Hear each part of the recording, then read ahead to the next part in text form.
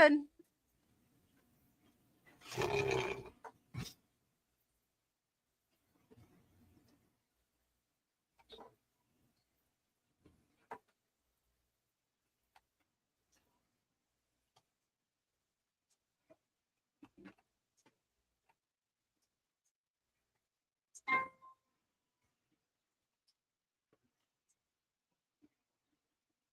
Well, this is interesting.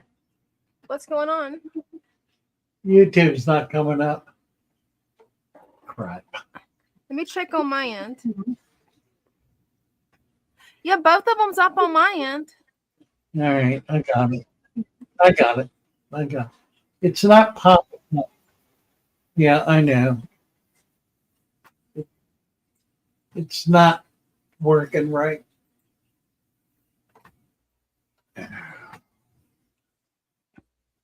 I love my little fishes as they swim about their home. I love my little fishes as they swim about their home. When the sunlight shines upon them and their colors begin to glow, I am drawn into a world where my heart longs to go. I imagine scenes of beauty and feel the warmth of love. I love my little fishes as they swim about their home. I have traveled the world over, but never found a peace that comes from watching my fishes as they swim about their home. My heart is happy and I am content to sit and watch them swim. I will not be alone while these fishies are in my home. When the sunlight shines upon them and their colors begin to glow, I am drawn into a world where my heart longs to go. I imagine scenes of beauty and feel the warmth of love. I love my little fishes as they swim about their home. Hello, how are you? Nice to see you all. Great to be here. I got a friend here. Meet my little friend. Hey, everybody. Fine, Dina. Hey, Father Fish.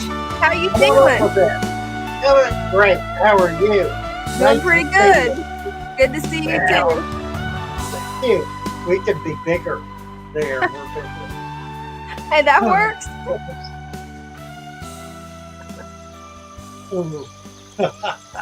Cinnamon. Hello, Cinnamon. Who else is here? Joe Hendry. Joe Hendry believes. And what it says, Noise Aqua Project. Whatever that is. Okay. Bare Bottom Bratton. Really? Noise Aqua Project. And Botanicariums is here. And Aegidius vatulatus or something similar to that. I think he's not here. I think he joined at 4:30, joined the YouTube, and it kind of automatically posts him in. So if you're here, Aegidius, please say hello and teach us how to say your name. Joe Henry believes. Fish Fam Link is here. You guys had a big showing at the Clash. That was great fun. And I was so happy to see you there. As well as Cinnamon Girl. Cinnamon brought us some fish, which we have now ensconced in our tank. We brought so many fish back. It was crazy. I mean, we just went nuts. We at the end, I went around. I had about 20 containers of food left, so I traded all the food off for fish. Did pretty well too. Hey, that worked. Yeah, that was all right. Got some really cool plecos. Really nice plecos. A lot of neat fish. Bunch of bettas. Whole fistful of bettas. And some rice fish, madakas. We got koi madakas, which is a very cool little fish. Koi madakas. That was kind of neat. And I bought a big. There, she can come show them off. That'd be great. Really, I bought a giant 5-foot long pirate ship. Oh, cool! I gotta see that. You can't because I forgot I bought it and left it behind. Oh no! I did. Oh man! I was going to come back around and pick it up, and right out of my brain, like it wasn't even there. So, and I tried to track it down. I don't know. Nobody knows who the guy was. Oh. I checked with some people in the class, and they don't know who he was. And I don't know who he was. He was an old guy with a bunch of old aquarium stuff, and that was kind of the coolest among them. Although we had a lot of other cool stuff, just a mishmash of things. Old fish room junk that been piled in the closet for years. We dragged it all out, hauled it there, and sold most of it. Wow! And at the very end, I saw this big, huge thing, and I said, "Oh God, I gotta have that." I offered him $50 for it, and he took it. And he kept good deal. And I left. Oh, and he got to keep the boat too. But the thing is, he was packing up. He was on his way out the door. So he might very well have left it there for me to come back around and get, which means it sat there probably for 2 days. Yeah. And then who knows who took it home. Craziness. Just crazy. So anyway. Hey, maybe somebody got a picture of the pirate ship, because I've never seen a pirate ship. That would be fun. Yeah. It was handmade. Wow. I mean, it was almost weird. Yeah. And the first time I looked at it, I thought that's too weird. But the more I looked at it, the more I liked, mainly because it was just huge. So I think it's a good story. I get to tell a good story. And I'm going to make one. I'm thinking about how I can make a really cool, huge, massive pirate ship, ancient pirate ship, complete with whatever, skull and bones, I guess, or something. That's going to be cool. What are you going to make it out of? I don't know. I haven't gotten that far yet. I haven't gotten that far yet. All I have so far is the desire to do it. Yeah. Beyond that, I've got nothing. Hey, that's how all good plans start, though. Oh, mercy. Well, yeah. Usually they're a little further along, though. I mean, I've been thinking about this now for 2 days, and I've still got nothing after 2 days. So I think it's one of those things that's going to link up with something. Apparently, I don't have whatever I'm looking for in my data bank. And so I need new data in order to know what to do. So, eventually I'll see something that'll link it up and say, that's how I do the pirate ship. What you ought to do is look around on Discord in the DIY section, because there's a lot of people that make their own tank decor, and they talk about it in Discord. Ours? That's how I learned to make those little caves for the coolie loaches. Is somebody in the DIY group on Discord told me. You mean in the show? Yeah. Really? Yeah, Okay. they make all kinds of stuff. Okay, I'll check it out. Yeah, I'll throw it out there, actually. there Maybe you go. somebody will figure out how to do it. Oh, I'm sure Oh, somebody will, because they actually make some really interesting caves with lava rocks on there. cool. Kim M is here. Hi, Kim. Nessa Prime from Trinidad. Wow. Hello, Nessa. I love Trinidad. I've been to Trinidad. I've been to most of the islands. Oh, wow. Not all of them, but a lot of them. And I love them all. They're all. I love the islands. I would live in the islands.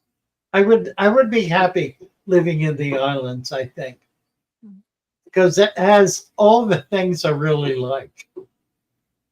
My favorite island, weirdly enough, Hmm. I can't go back to. Really? Yeah, Why not?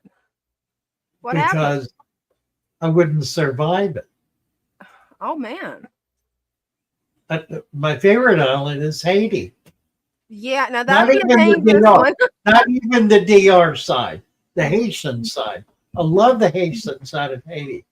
And there's so many things I like about it.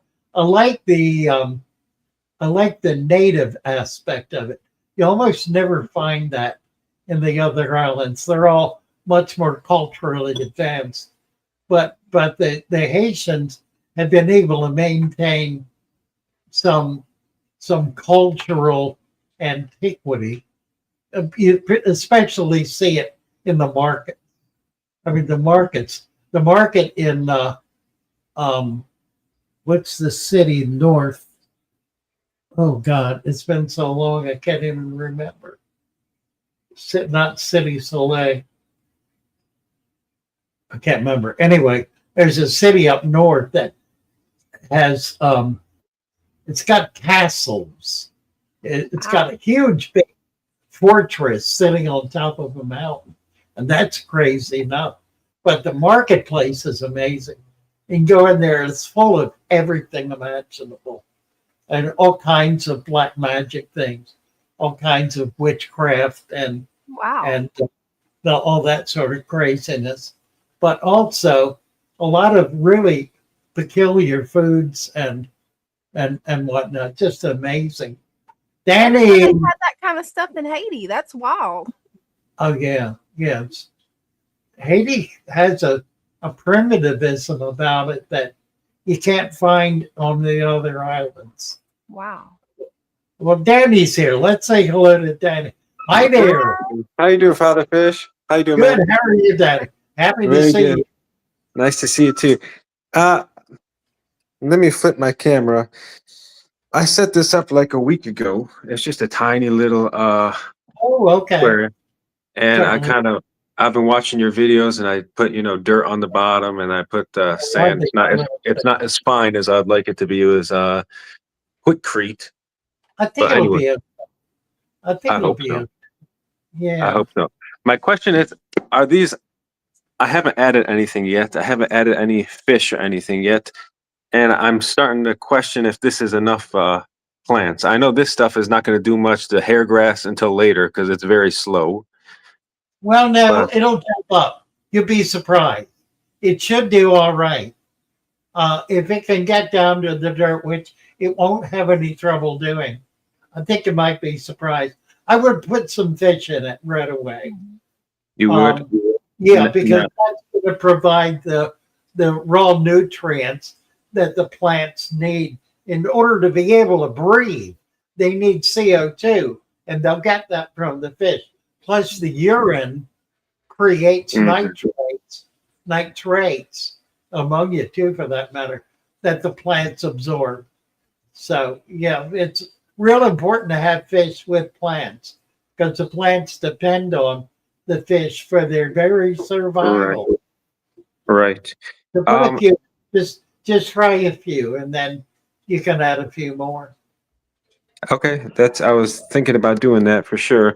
One other question. You always say you use sponge filters, so I said I'm going to get a sponge filter. I'm going to get the smallest one I can find on Amazon or something like that. I put it in, and it was this on top of this. It basically wasn't fitting anywhere unless I put it in the front. And obviously I didn't want to do that. So I kind of ghetto rigged it over here with, I put to make the flow real light. Cause if I didn't put, something blocking the intake, I put some plastic and I made some holes in there, and I put a little piece of sponge on the bottom, just sucking it in. And I had Daphnia culture right here. I had this little Daphnia culture. I learned that from you. Thank you, sir. And I put some Daphnia in there, and I try to make it as low as possible, but I could see that there's some stuck right there. But they're moving around. They're like crawling around. What you're going to do is put some leaves in there too, so they'll have something to eat, because that's their food. I was thinking about that. Okay, yeah, because they were swimming around, and then I looked, and they're starting to get sucked up, and I was playing with the flow rate, trying to get it even lower, and I saw they were still getting sucked up. So I'm going to do that. But I know your aquariums are big. I was thinking he has big ones, so they have space to get away from the movement of it. But mine is so small that if you'll put some leaves in there, they'll stay down in that more, because that's where they, And there are a lot of other things in there too. Just go ahead and dump that jar in there. Okay. I was thinking about doing that, but I thought maybe it's too. I was going to get another. I was watching your videos. It said get some leaves from a pond or something like that and throw them in there. I was going to do that over the weekend, cut them up a little bit so they're not covering light from any of it. Okay. I'll do that. Thank you so much, sir. I think you're going to have fun with that tank. Yeah. Oh, my wife's pissed off. I put it in my room and not downstairs. She thought it was going to be ugly like my other tank, but this one's so nice. She said, "Oh, can we still move it downstairs?" I said, "I don't want to take the water out of that thing and move it."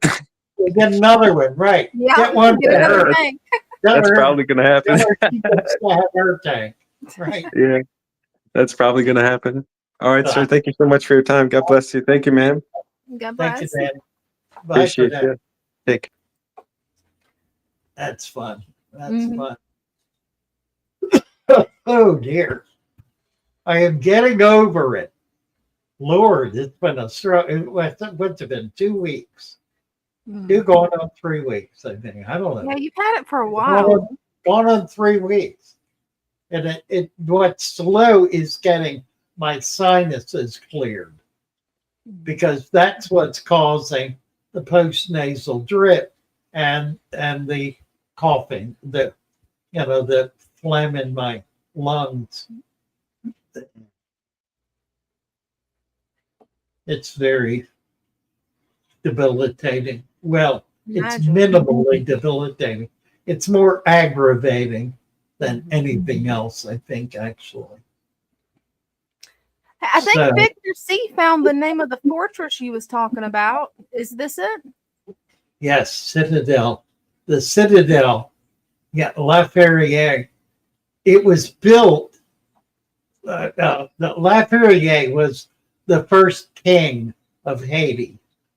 And he was also the last king of Haiti. Wow. So they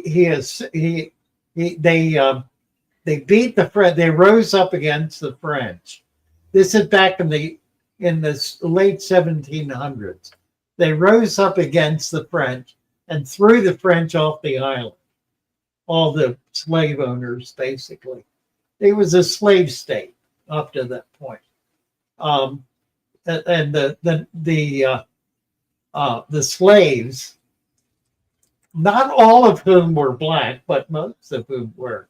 There were white slaves as well. This was something interesting came up recently that I thought was very significant.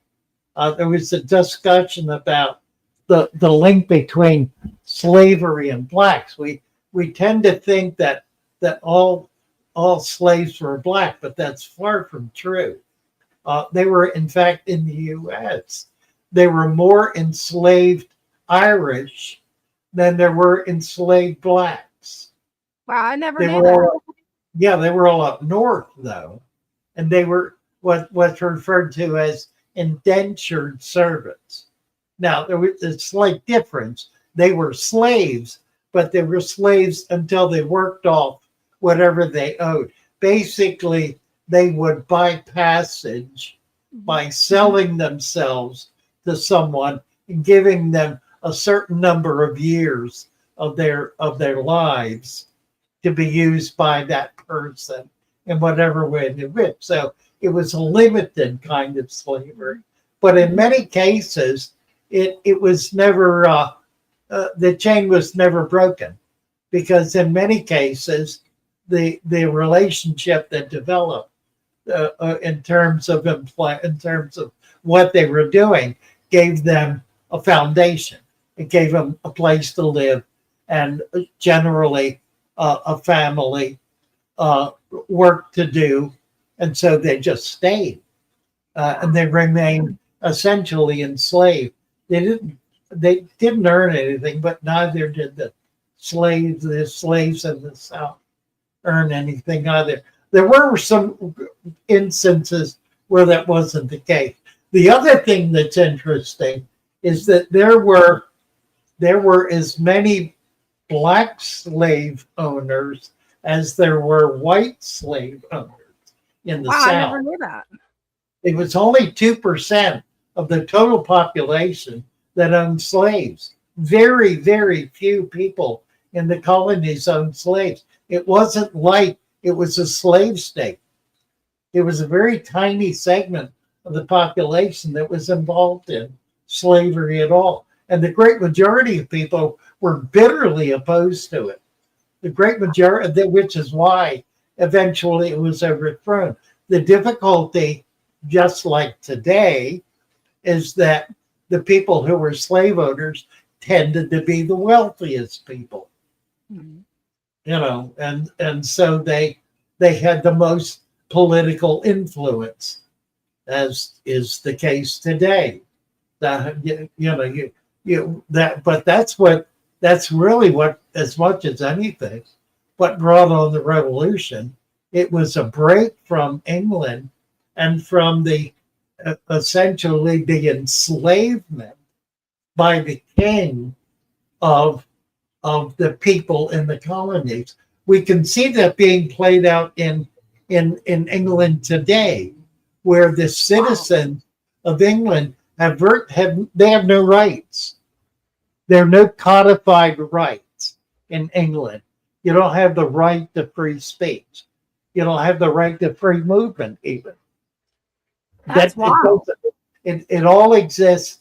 It all exists, if it exists at all, at the will of the sovereign, the king or queen, whatever. So royalty remains in absolute control of the lives of the people of England right up until today. And that's what we broke from. So we can see what we left by what's going on there right now.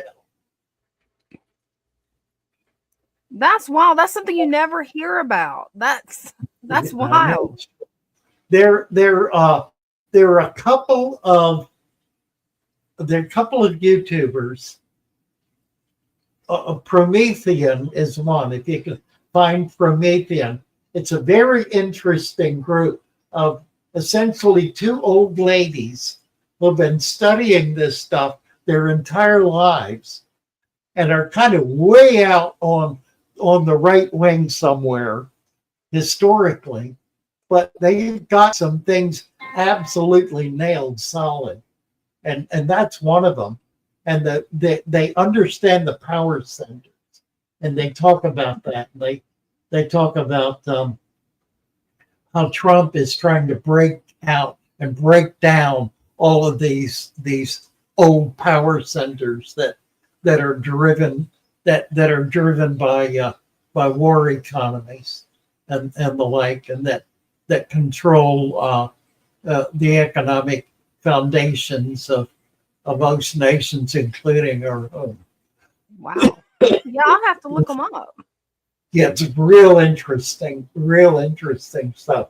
Well, that has nothing to do with tropical fish particularly, except, of course, that it does. And I explained that very carefully in our next video, which will be going live this Friday. It's entitled Fish is Life, a Window into Your Aquarium. Excited to see it. It's fun. It's really interesting. And I think it'll get a lot of people excited, and it'll get a lot of people very upset.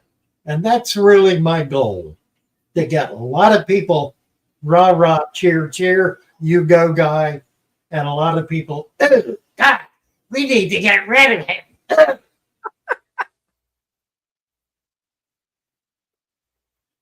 You don't have to worry. I ain't going to be here long. Hey, you better be. Well, I figure I got at best, another 40 years.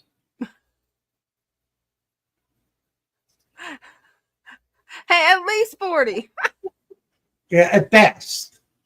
I mean, if everything falls in the right place, I'll make it another 40 years.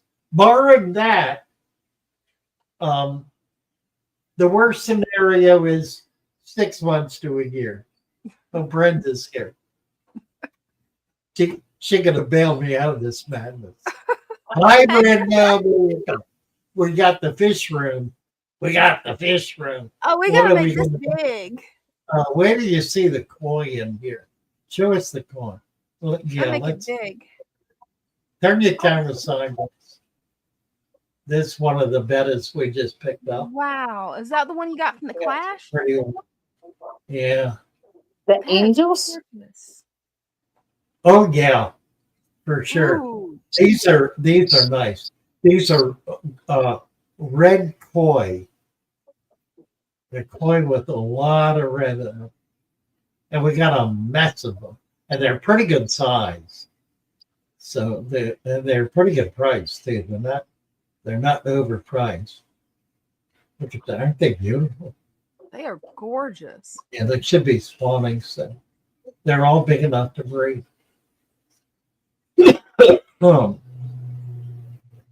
God, I think how many we have like 22 of them. And then we also got these. These are, what are they called? Not lavender. What are they called? I can't remember. The word won't come to me. They're Platinum. white. Platinum. Thank you. Platinum. Right. They're platinums. They're the platinum angels. We had some little ones in there too. They're a little harder to find. What else is new? Right? Oh, they're quite, yeah, Yeah. all the way on the left top, all the way to the left on the top. What's in there? That's platies. Some guppies. Those are new. Those are all from Cinnamon, those guppies. Oh, That cool. much of a look at. Now, if we can see them, yes. See the gold ones? Those are, you can't really tell much. They're not big enough yet. But those are Madaka rice fish, and they're a koi strain. So they have 3 colors in them, which the colors haven't come up yet. They're not quite big enough. But that's a pretty cool fish. They have blue and black and gold. Gorgeous. I love rice fish. They're one of my Yeah. favorites. Well, the thing is, Yeah. rice fish, if you think about it, they would do well in North America. They're from Japan, and Japan has essentially the same climate as Central North America. It snows in Japan. That's We don't cool. think of it, but it's a temperate region. So if the Madaka is living there, it could easily live in our waters. It probably will never become established because it would get eaten up. It just doesn't have that. We have too much predation in our fresh waters. It just wouldn't be able to survive. Too many fish that are just a little too big. There are not very many small freshwater fish in North America, in the more temperate zone. There are some, but really not very many. It's mostly sunfish, bass, perch, those kind of pike, pickerel, those kinds of things that are big enough to treat all these little guys as food. These are the guppies. Some really pretty guppies. They're small, but they're really pretty. They are gorgeous. And they will get bigger, of course. Those are from Cinnamon. She's got a very beautiful strain. Yeah, it is a nice strain. They're also, I think on the top, second tank in, are some, what's the other guppy? Endlers. Oh, I think cool. got some endlers in there too. It's either there or above that. The tank above it, maybe. Up, up, up, up. Top row. Top row to the left. I don't think they're in there. It I might think the be. top row Yeah. to the left. Yeah, keep going left. I think that's all the way over to the end. Either the last one or next to the last one.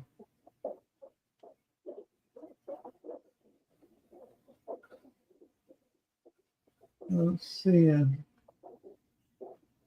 That I think they're in. I think they're in there. Maybe no. That's the Medaka. I don't know where they are. Anyway, we do have some endlers. I don't think they're in there. I don't know where they are. Let's see. Need to make this bigger so I can see it. Oh, there they are. Yeah, that's them. The little ones. Those are endlers. Hard to see. Endlers are essentially a wild guppy. Mm-hmm. And they have, the males have a color on them, but it's not like big fins. They have spots of color. That's a female. That's a male back there. They're real tiny, and there's one. You can see them scooting by with a few dots on them. They're actually quite pretty, They are. you know, but you gotta kind of catch them. There's one. I managed to have that 40 breeder behind me or to my right. That Yeah. one has one full-blooded endler and 2 female guppies. So I've got a lot of hybrids in that tank now. All right. Yeah, I think these came from Cinnamon as well. Oh, In fact, I cool. know they did. Yeah, there you go. You're getting to see a little bit of their color. Really pretty little fish. Yeah, they are. Oh, Very curious little fish too. They're just as curious as the guppies, or at least mine are. yeah. We also got, that's a nice one. We also got some rather rare Placostomus, some L series, which I'm sure I'm not going to find. They're small and they're all spread out. We got one in each. I think we got 7 or 8, and they're in 7 or 8 tanks. Some of them are a pygmy snowball, Oh, which cool. is pretty cool. Yeah, and the others are like a clown. It's a L237, I think. So got a bunch of neat fish. So we got some nice stuff.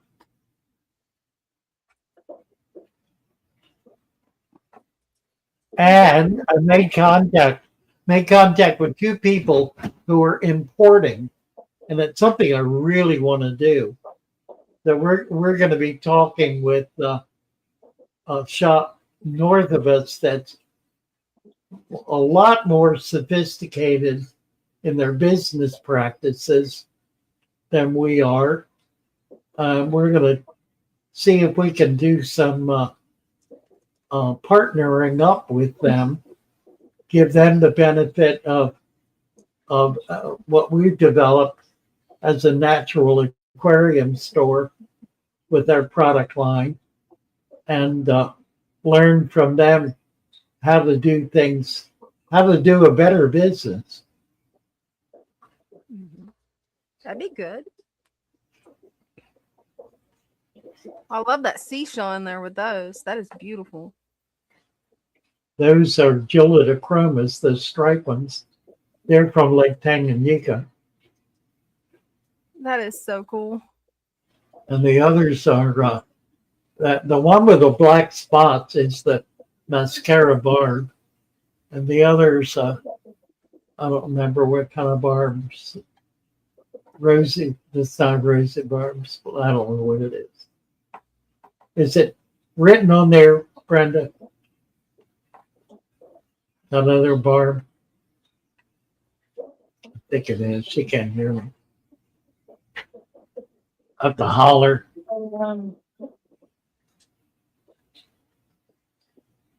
Cloud loaches. Mascara barb. What's the? That's the only one. That's the only one listed. Yeah, the other one, the orange one, that's a mascara with the spots. And then these are Yeah. Gillida. There, that one with the orange on it. I don't know what they are. They definitely are pretty. beautiful. Yeah, it's pretty, very pretty fish. And this tank is loaded with electric blue acaras and some, I think they're spotted Nicaraguan or spotted something, plecos. They're not Nicaraguan. I don't remember. My brain sometimes quits working. That jar right there in front that she just pulled away from, that is a cut jar. That's the whole thing you're seeing there. And they're made as a cave by a local fellow who has developed a whole line of really interesting decor, including things like that, which is pretty Love cool. it. I love that. Yeah. Nice big batch of electric blue acaras in there. Mm-hmm.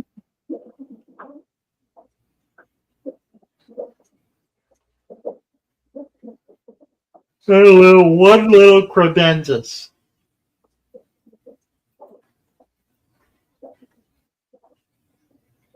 We need credensis and we need rams. And we need neons. Lord, do we need neons. Neons at cardinals. We do have a lot of really, really very nice koi. Show the pond, Brenda. Let's see if we can see some of those koi. They're a little hard to see on the camera, but they're just, these are, look at, oh yeah. These are real high quality koi. They're first generation Japanese imports. We've got two sizes in there, a 12-inch and an 8-inch. And then we also have 4-inch and 2-inch in the other pond. The big gray one there and the big white one are Osphronemus. That's the true giant gourami. That's a fish that gets 2 foot plus long. They're just an enormous gourami.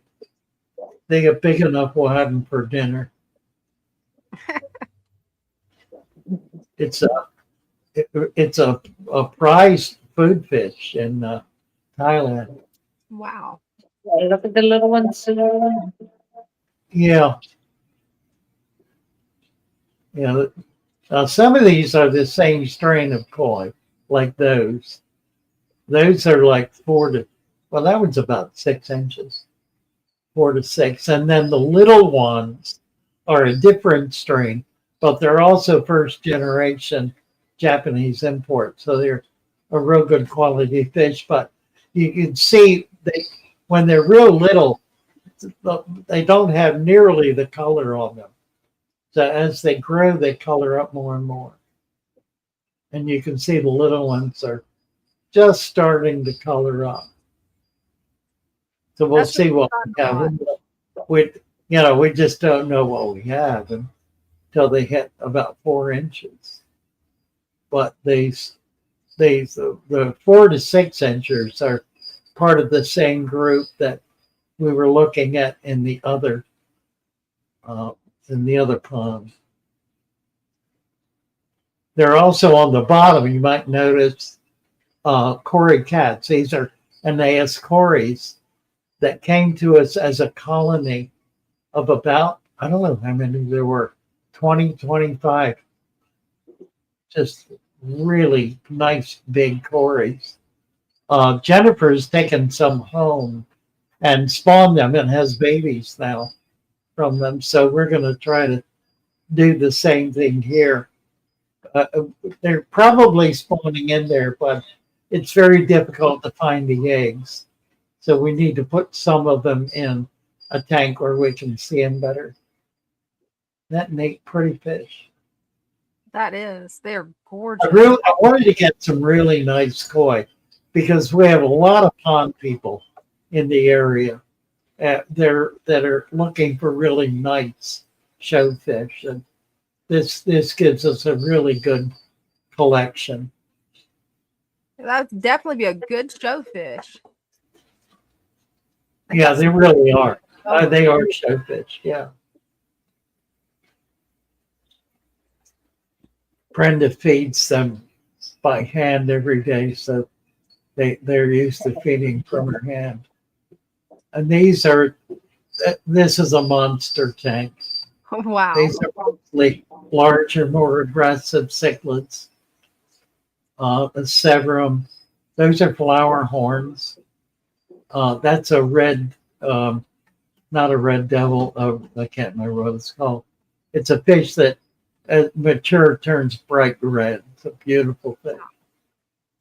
I don't know. So when they're mature, what will be the largest monster in that tank? Good question. Probably the flower horn. I don't know. Good question. There's a pearl scale angel. Ooh, that's gorgeous. I love the And pearl scale. Some golden Congos. Bunch of golden Congos.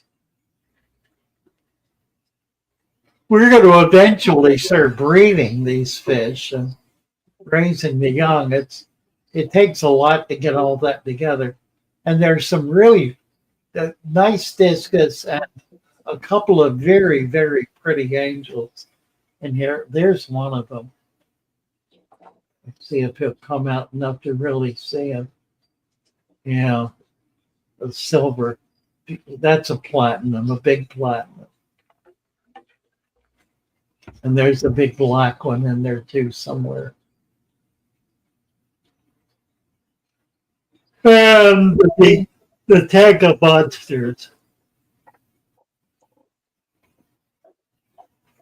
This tank has extremely aggressive fish in it that are not being aggressive at all because we have so much plant material in there that they can hide in an instant.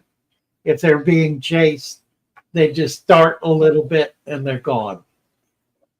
So we don't really see. I mean, occasionally you'll see a missing scale or something, but we don't lose fish in this tank, and we don't have fish getting beaten up. That's amazing. Is that, yeah. I love how they all come to Brenda's hand. That is so cool. She's the fish whisperer. Good fish feeder. That's a synspilum, which is a Central American cichlid. That one with the stripes and red on it. That is a frontosa. No, it's a morii. That's a Tanganyika fish. Yeah. Oh, oh God. Tanganyika, Moria, that's a blue gourami. You fish from all over the world in that tank. Wow. Mostly it's African, Malawi, and Tanganyika. Mostly.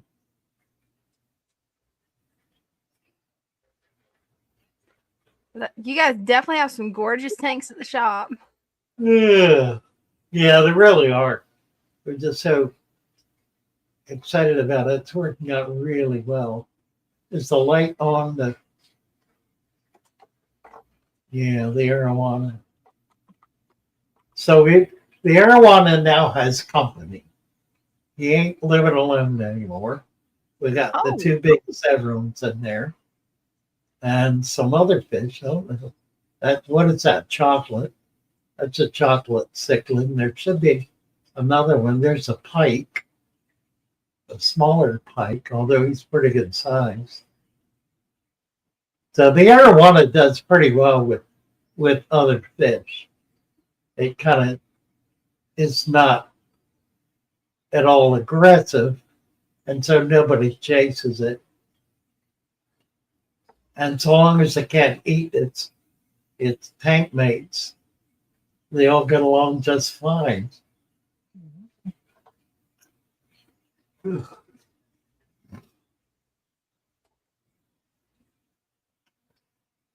These are all their plant vats, and there are plants and fish in all of them. There's what looks like a betta in there, which means we're probably trying to breed it. oh, that's a pretty one. Yeah, it is.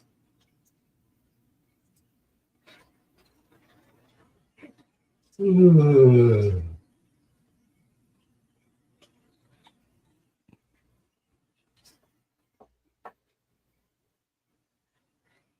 Yeah, I love those setups.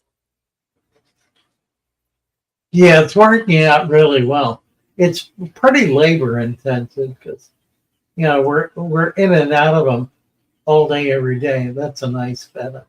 Oh, that is. Yeah, we got so many bettas. We had to put some back here because we got bettas in almost every tank up front. Wow. Every tank where they won't get eaten. Right, definitely. It looks like we've got Lamarvin. I hope I pronounced his name. He's waiting to come up too. I just wanted to let you know. Okay. But wow, I love that setup. That's got to make it a lot easier to breed bettas. Well, the main reason we're doing it is to be able to keep our plants growing. Because we've got a way of planting all these. We're a little low right now because we've just been selling a lot, and we're in a mixed season, so we haven't been replacing everything right away, and we've gotten a little low. I don't know what is that guppies in there probably. Looks like little stuff. I don't know what she's trying to. Oh yeah, it's guppy. All right, Brenda, we're gonna go. We got a couple of people that want to meet us, so we're gonna go talk to them. Thank you, Brenda. Thanks, Very Brenda. much. Love the tour. Anybody home? Hello. Who we have? Lamarvin Cassell. Mhm. Who's behind Lamarvin? Oh, Jacob. Okay. Mhm. Well, let's get Jacob. Let's get the Lamarvin Cassell. Marvin. How you Hello. doing? Oh, Hello, what are we? hello. Oh, look at this. Wow. Glory. What are we looking at here? 125 gallon fresh water. I have Bella sharks. I have all different type of East African cichlids in here. I also have two bichures in here. There's one of them right there. Okay. And then I have Yeah. another one here somewhere. And I also have a small little tiny little baby catfish is black and is spotted. He likes to hide a lot. And I have a bristlenose placo in here too as well. Yeah, the Synodontus. They're native African. Nice. Yep. These guys here, they like to mate a lot. Just a big boy right here. Oh yeah. You say you got a lot of babies? Not yet. Right now, they just got in the new 125. This is their big home. This is their first time in here. It's only been a couple of days. Okay. I do have your product inside the bottom of the tank as substrate Oh, as well. wonderful. Okay. So I just wanted to know. I know I need more rocks in here to give them their actual Eastern type of atmosphere. And then, yeah, more big rocks, you mean? Yeah. Yes, yes, definitely Yeah. that. Also put in little small little caves as well. Oh, nice. Cool. You know, they That's go in there. They go in there a lot as well. oh, They I look like so natural. that. Mhm. Yeah. Oh yes, That's everything nice. is natural. Only Yeah. things in here fake is that guy right there, the big old structure right there. That's about as fake as it gets. Exactly. Everything else is all real. It's certainly colorful, though, isn't it? I love Thank your you. setup. It's just I really actually, and then I have another one over here, a shrimp tank. This is my wife's setup. This is her little shrimp tank. They're in here somewhere.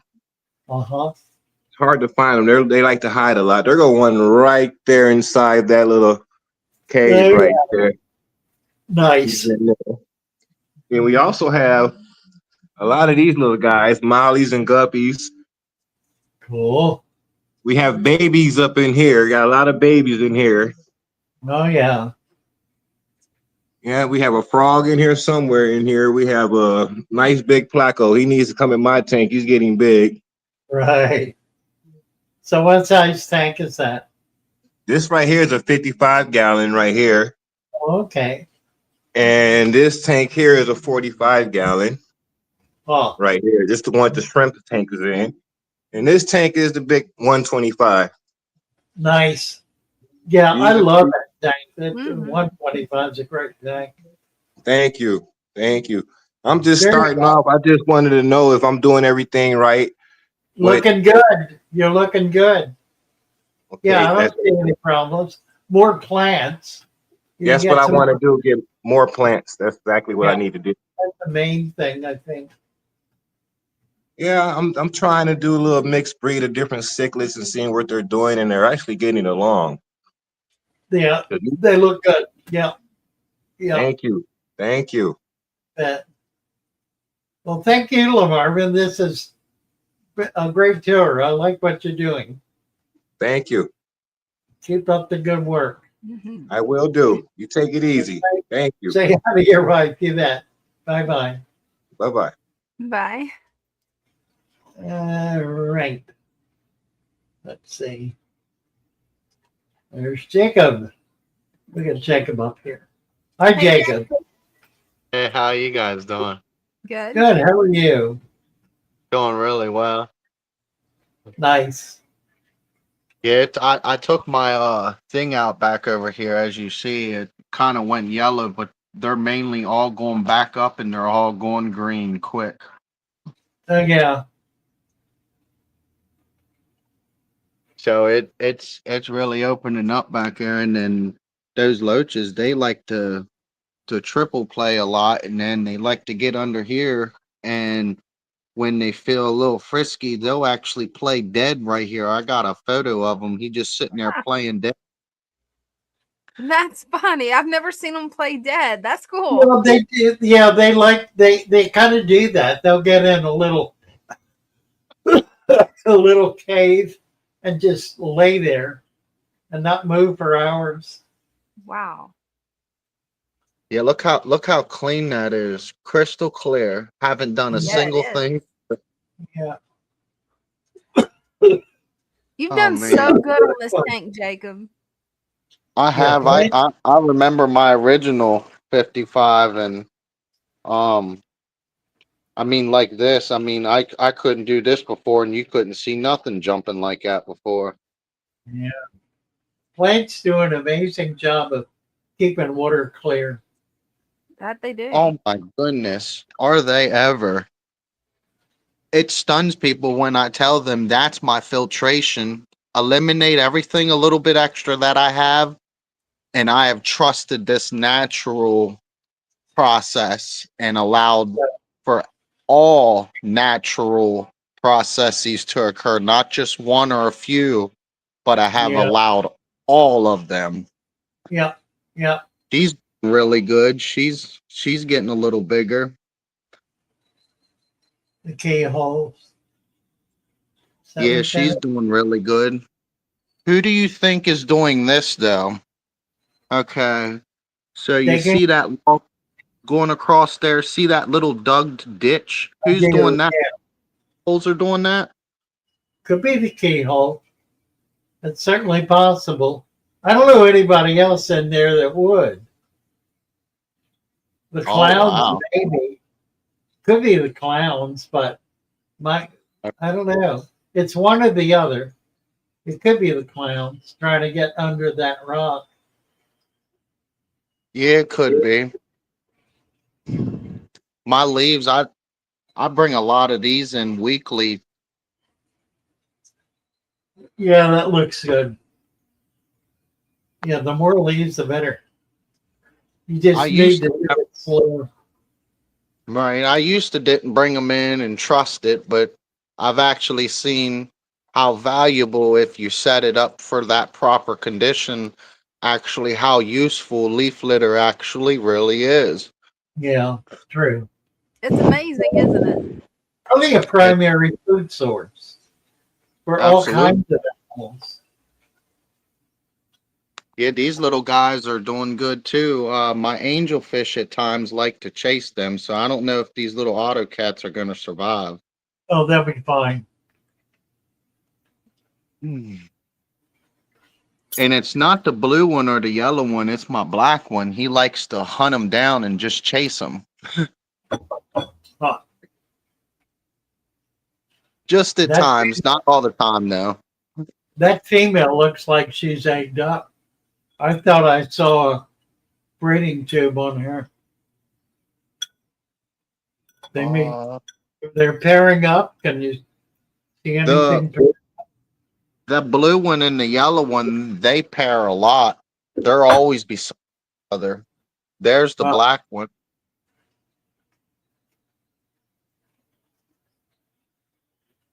Marvel. Father Yeah, Fish, I'll be right back. I need to take a quick break real quick. I'll be right back. you bet. Yeah, they're doing amazing. And my temperature's running almost 80, about 78. Huh. I'm like the 8. Yeah. I think it's my heater. My heater's giving out, but at least it's going out on the cold end instead of sticking thermostat on the high end. Well, God knows. That's right.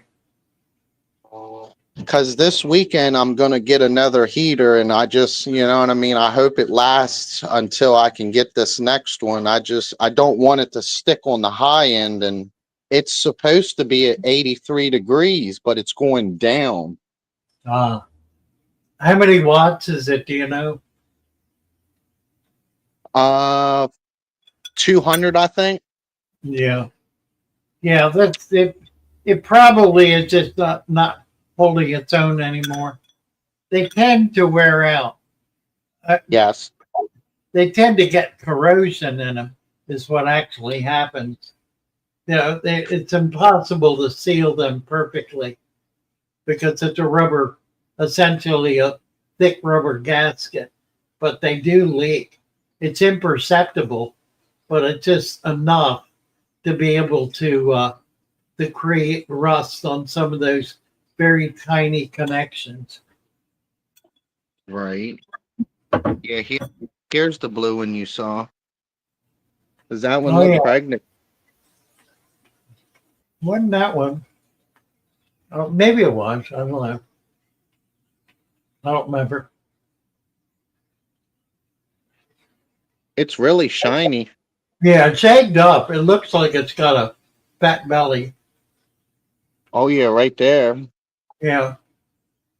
And that's a pretty good sign it's ready to spawn. Oh, good, good. Maybe that's why them two hang out a lot because they're trying to spawn with each other. Yeah, exactly. Exactly. Because if I lose one more angelfish, I will be gladly to give my other one away. At least I'll have a pair. Well, that's a good, yeah, it's a good idea because odd man out with angels usually doesn't do well. They tend to seem to get bullied a lot. I've seen. They do. That's right. Uh, but yeah, other than that, I mean, there's nothing changing, but very little, and it's just positive. There's nothing negative. It's a nice tank. Thank you, It is. Jacob. Very nice. Thank you Appreciate for it. Take care. information that you understand. Thank you. Oh, you bet. Bye bye.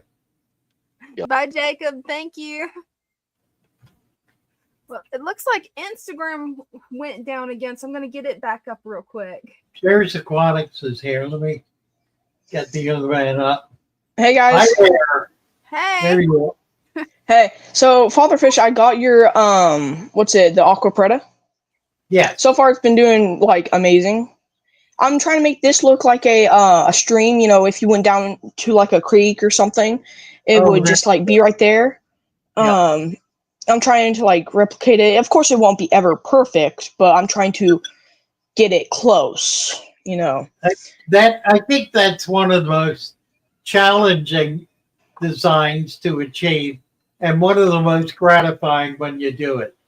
I just put sand, a different type of sand or a finer sand, and then I put some rocks, just some creek rocks, and then I have Oko stone. What plant is this, by the way? This one right here. Who don't know? Go. I picked it up at my local LFS, and it's doing pretty good. Yeah, I don't know what that is. I But saw some type of stem plant, but no clue. Yeah, it's a stem plant, right? yeah. I got water lettuce in here. I got some driftwood. Got pygmy cories. I got my male beta in here. Right. He's pretty.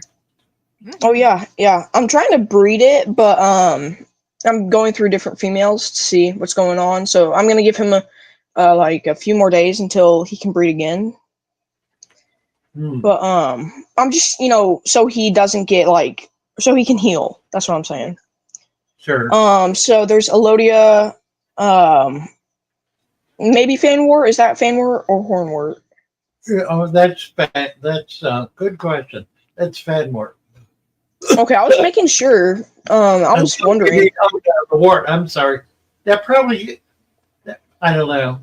I don't think it's. They look similar. Yeah, That's. The hornwort's a little crustier looking. Yeah. That's what I was thinking. Then I got water spray. I got pennywort from like my 30-gallon. I got, is that Valsnaria back right here? Is that Valsnaria? Okay. Yeah. Well, that's like growing pretty well. I mean, this tank has been set up like 5 days. Yeah, it looks good. Mm-hmm. Yeah, tannins are already starting to leach and stuff like that. I know the sponge filter is just like right there out in the open, but I mean, still only cleaning to like get the top, you know, like from not, to disturb the top. I don't, you know. Right. Yeah, and then there's but then there's a Java fern back there. Right. So what now? Yeah, the cool tank. Yeah, honestly, I like it. You know, I like your Aqua Preto, honestly. And I still have what? Bring some leaves in from a pond or stream. Yeah, I watched some of your videos about that too. Yeah. It'll add a whole new dimension of life to the tank. Yeah, and get a resurrection jar too. Yeah, that's Yeah, yeah. and you're I want to try about to there. do that. You're real close to it, so it would be Yeah. a natural step for that tank. Yeah, I was gonna say I have still a little bit of aqua preta if I need to put it in my 5 gallon for my pea puffer, but I don't know if that's okay. Yeah, absolutely. Just cap it. Make sure you Just cap it. I still have sand. I might have to go to Walmart or something and get more sand for it, but yeah. So like honestly, do you think the substrate's steep enough, like the sand? Can't really see looks it, but shallow. Yeah, it looks shallow. If you start seeing the water getting really brown, then add another half-inch of sand yeah. because that means the Yeah. dirt's working. It looks like the dirt could work up through that, so you might need a little more sand. Yeah, we'll just have to see or something, but yeah.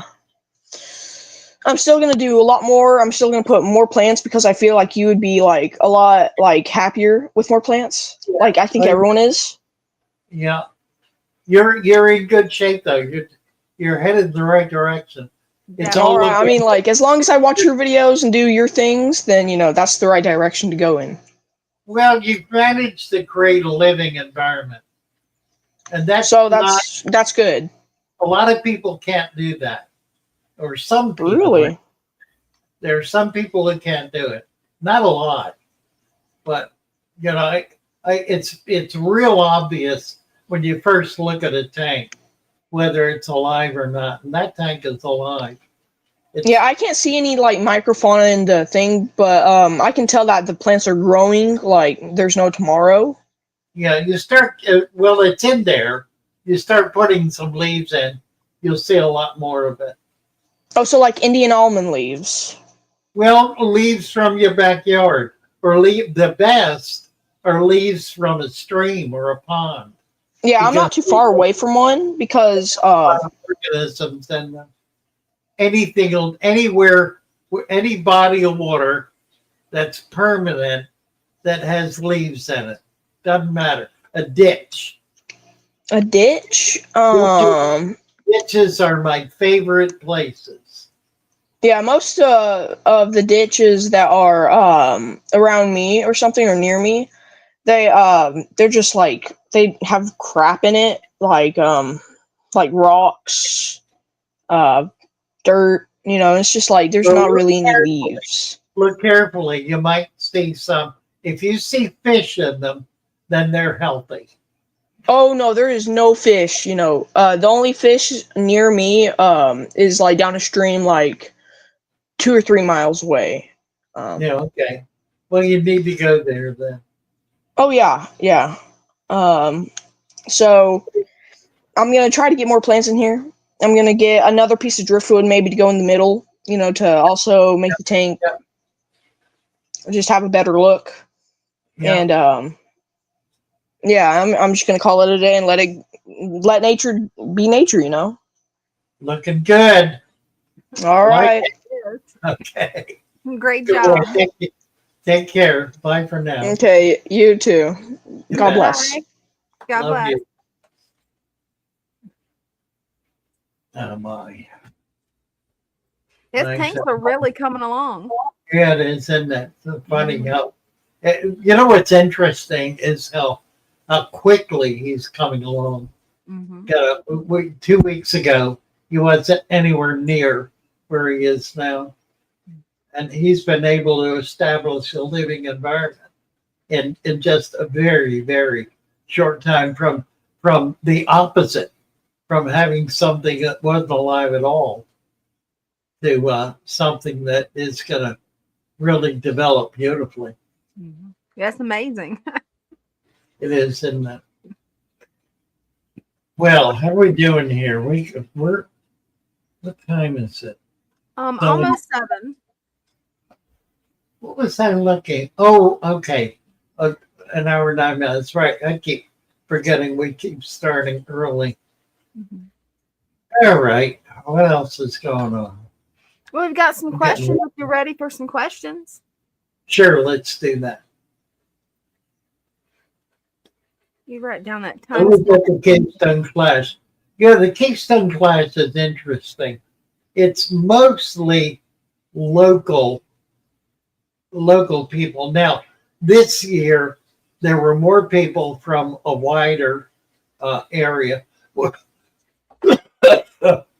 Kenny, who's comes up here frequently, is in California, and he came. He flew in for the show, so that was kind of nice. And the Tennessee Mafia was there in all their glory. Let's see, a lot of local people, of course. It's really it's a couple of clubs that do this, and they've been doing it now for a number of years. So it's grown into something pretty substantial. It's really a big show for a club show, but it still has that club feel about it. Most of the displays were hobbyists or people who are raising fish and selling to shops. So a lot of those kinds of breeders. And that is always interesting because you get to see things that, that people are working with. There were a couple of importers there, small importers. That's something that's been happening more recently in the hobby. This is kind of a new phenomenon. It used to be years and years ago that local people would import and sell to shops in their area. And we're kind of getting back to that now. We have local people who make the effort to import, and it's a big effort. I mean, and a big risk. You have to go to the airport, you pick this stuff up that's been flying toward you for a day, day and a half, and you get it home, and hopefully it's alive. You get it in tanks, and hopefully you keep them alive, get them healthy, and get them strong, and then you're able to sell them to local shops. And if you're buying well, then you're able to sell at a better price, at a better product than they can get from the big wholesalers. So it's filling a niche, and there are more and more local shops opening. In fact, one of the things we're going to be talking with the shop that's coming to visit us. I don't want to mention their name yet because we don't have anything nailed down. They're pretty sophisticated people who have had a shop now for a while and are doing quite well with it, but they have not found a model. They've not developed a model, and we have. We have a model. We even have a product line that goes along with the model. So we're hoping that we can build something together that we can help people duplicate, so that we can help people in little towns all across the country open their own small pet shop, and it'll be like ours is here. I mean, this is very much a boutique pet shop, and it was done on a shoestring. It did not cost a whole lot of money to do this. We're in a warehouse, which is very inexpensive rent. We built our own racks, bought tanks on sale. And mainly what we've tried to do is we've tried to be faithful about having natural aquariums, because that's our theme, and that gives us the theme, and it gives us the feel when people walk in that they're in a unique situation. And then we try to have as much diversity as we can, while having all the common stuff have uncommon things as well, so that there's some real depth to our collection. And then, of course, we have lots and lots of plants. And the plants are kind of the key to the whole thing, because that's really what sets us apart, is we have growing living tanks full of plants. And that's unique for people to go into a pet shop and see. So we're looking at ways so we can help folks create that kind of environment. It's very attractive. It's something that draws people to it. We're getting a tremendously positive response, really nothing negative. It's very positive, very strong. And we feel like we got hold of something that we can help people duplicate. And that's really our goal. Well, we got a bunch of people here now all of a sudden. Yeah, we do. They want to hear me go on. So we got Squirt. Hello, Squirt. Danielle. Hey. Hi, Danielle. Long time no see. I Yeah, it has know. been. How are you? I'm doing really, really good. Nice. Pretty tank. Good Did to a see little you. bit of maintenance today, Okay. It's gorgeous.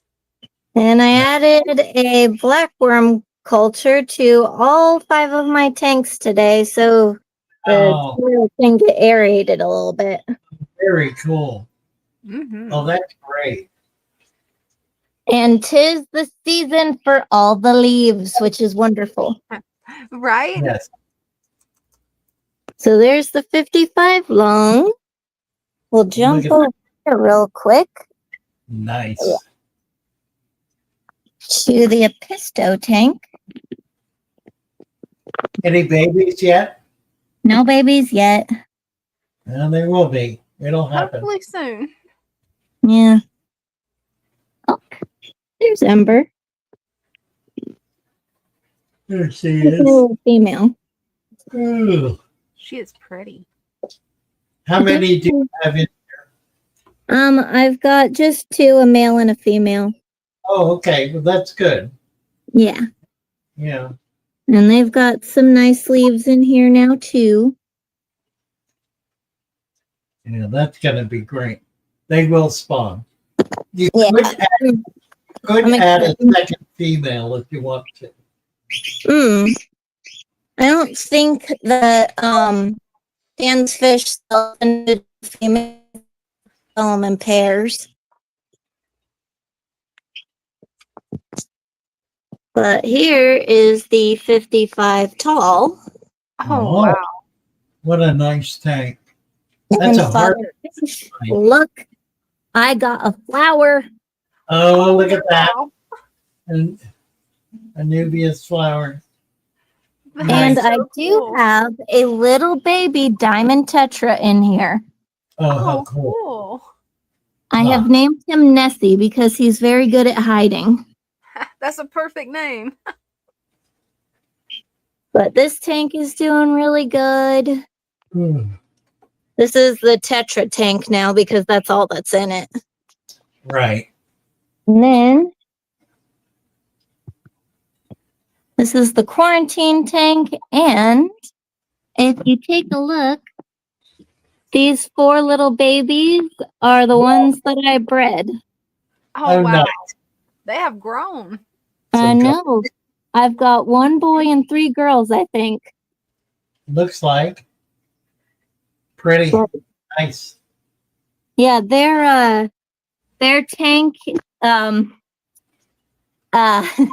we'll go see their tank real quick.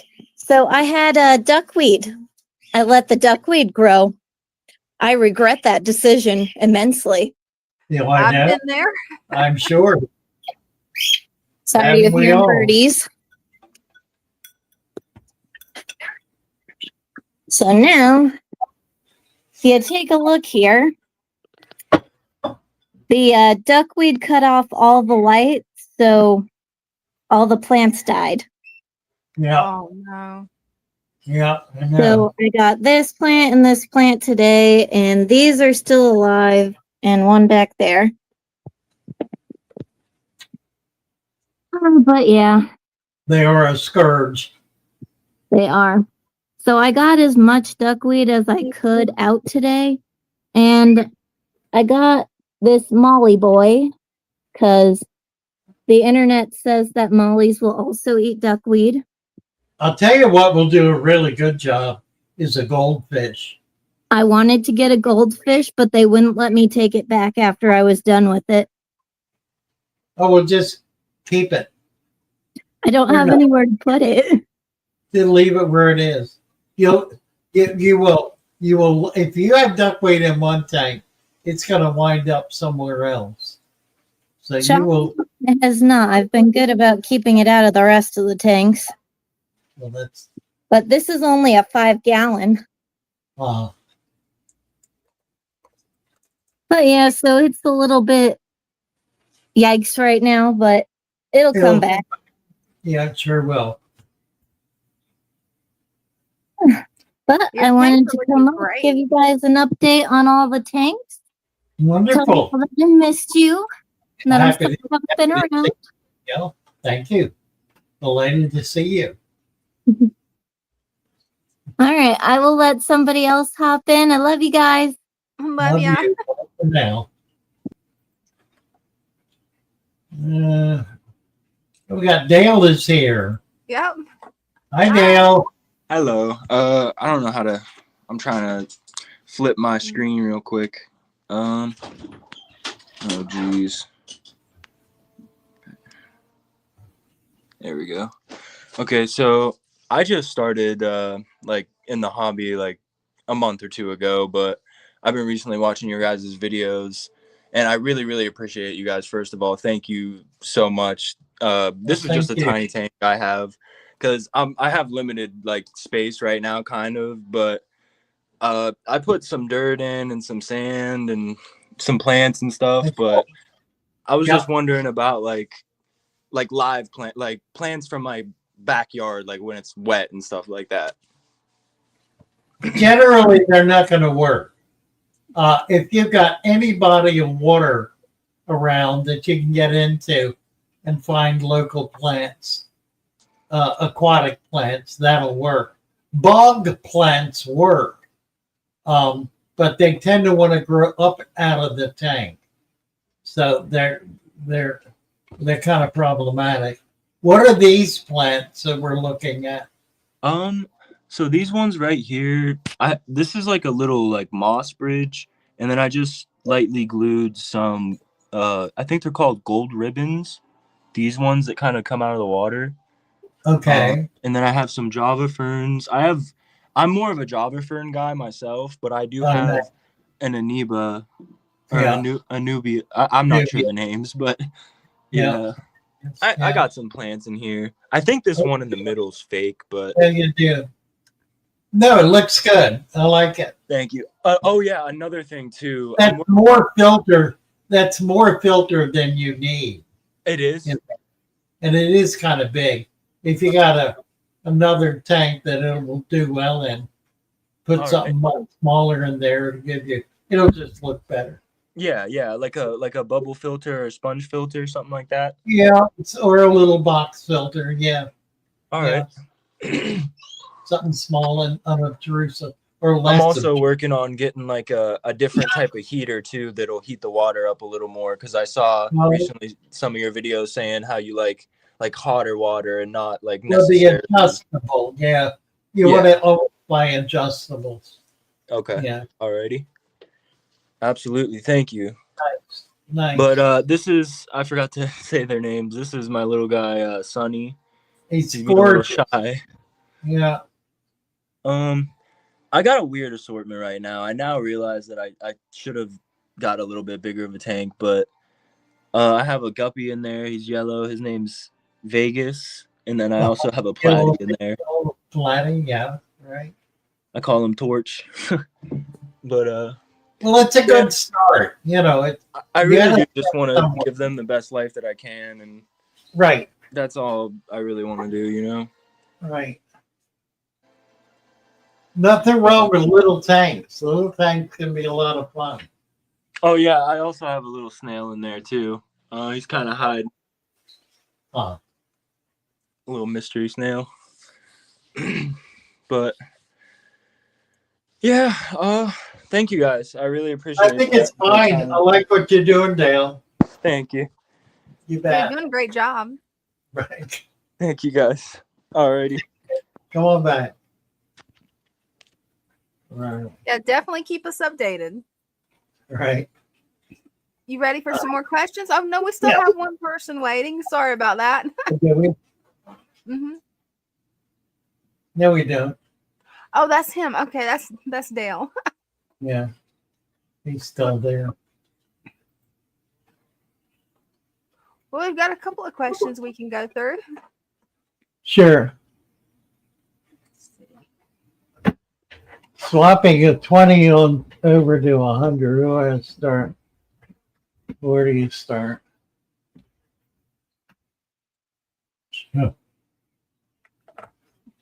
Well, you start at the bottom. You start by getting your substrate set up, and the 20 is not going to have enough to do that. So you're going to need to get more.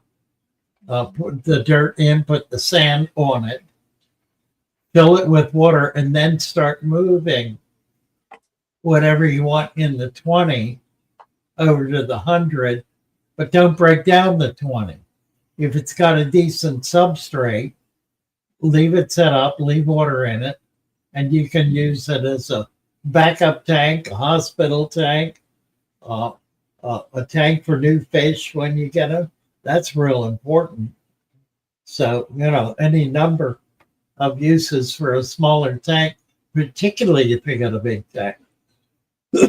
So, my suggestion really is to just treat your 100 like a new tank, and don't try to pull things out of the 20 because it's not going to be adequate, and there's no reason to destroy the 20. You can always have two tanks. It won't hurt anyone's feelings if you have two tanks. And it'll make life really a lot simpler because you're going to have a backup. And that's really critical. And it'll be a healthy backup that's already set up and, ready to use. So if you have to hide it somewhere, that's okay. Hey, that happens. Hide it under the bed. It's whatever it takes. Put it in the closet. Take it down to the basement. That's what most people do. They take them down to the basement, and they keep taking them down to the basement until the basement becomes a glorious fish room. And what could be better than to have your own man cave in the cellar, surrounded by stacks and stacks of fish tanks. Right, that would be nice. Really. Now we've got another question right here. Can you help me with your wisdom? Planaria have destroyed my sail tank. That's interesting. Planaria have, well, put a molly in there. Put some molly or platy or gourami. They'll eat the planaria. They'll just gobble them all up. It's it's a great food for medium-sized fish. Even larger fish will eat them. But that's what I would do. I'd put a bunch of larger fish in there. Something bigger than a tetra. Tetra's a little small to be able to handle them. But angels are great. Mollies are great. Platy, swords, even guppies. Almost any gourami is going to just go crazy over them. A lot of different fish, small cichlids, rams, all fish that are big enough will eat planaria. And by and large, they don't eat snails. So it's not a bad combination to have some fish in with your snails in order to be able to control those kinds of parasites. And also it provides food for the snails because the snails thrive on partially digested fish food, which you get lots of if you have fish. They don't do a good job of digesting their food. That's because they have such a short alimentary canal that they process everything in about 2 hours. Goes into them, and 2 hours later, it's gone, which means it's only about 10% consumed, which is why it's valuable, because it becomes food for a whole host of other animals, snails among them, as well as tiny fish. Little fish eat stuff all the time. Best fish food is fish poop. Actually, the best food for fish is fish or their poop. Never thought of that before, but that's true. If it's a tiny fish, then the clownfish, for example, the saltwater clown, that's all they eat is waste. They eat the waste from other fish. That's their primary food source. They're feeding what's flowing through the water. They're hiding in anemones or kind of swimming around them, looking for something to float by. And what floats by is primarily fish poop.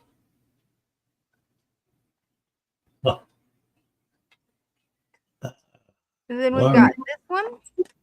I love the father fish method, but those high-tech plants, although you suggest low-tech and easy green, could you tell if we could try those colorful plants?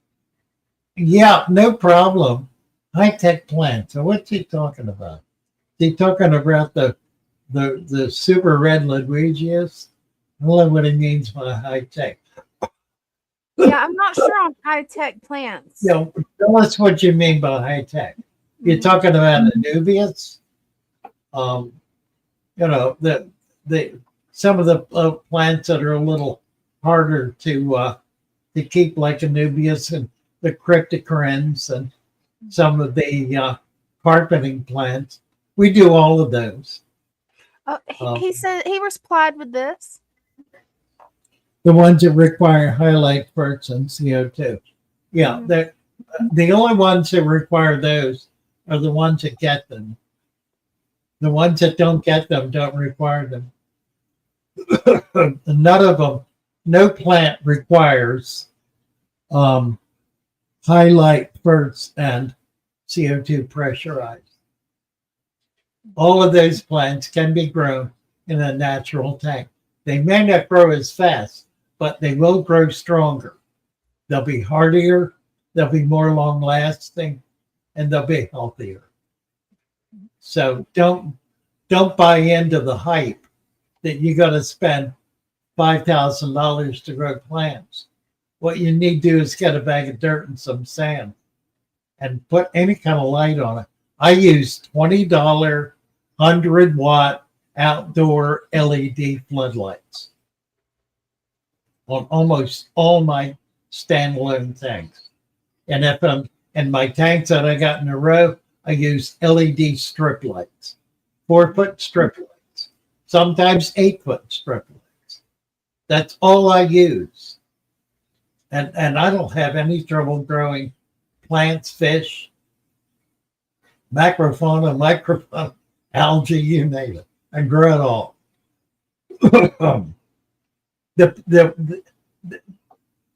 The reality is what you need to grow plants is you need a plant growing media. Mm-hmm. That's what you need. You need a media that has the nutrients in it that plants need in order to be able to grow. Mm-hmm. Think farmer. Think farmer. What does a farmer do? What does he do? He does, plants. You know, he enriches the soil. Mm-hmm. And some of the, if you follow some of the modern, the more contemporary and breakthrough farming practices, where they're building their substrate, they're building their soil up and enriching it with things like leaves, with organic material and build it to the point where they then introduce nematodes and all kinds of other micro and macro fauna, because that's what breaks down everything to make it available as a nutrient for plants. It's food for plants. But you have to have that mix. And those farms that are doing that never plow. They walk down the aisle and they scatter seed in the spring. And they come back in the fall and they harvest. It's that clear cut. And it's the same with the fish tank. If you create an environment that is a healthy, natural, to the best of your ability environment with lots of nutrients in it, natural nutrients, not somebody's fabricated fertilizer, because that's not a nutrient. Right.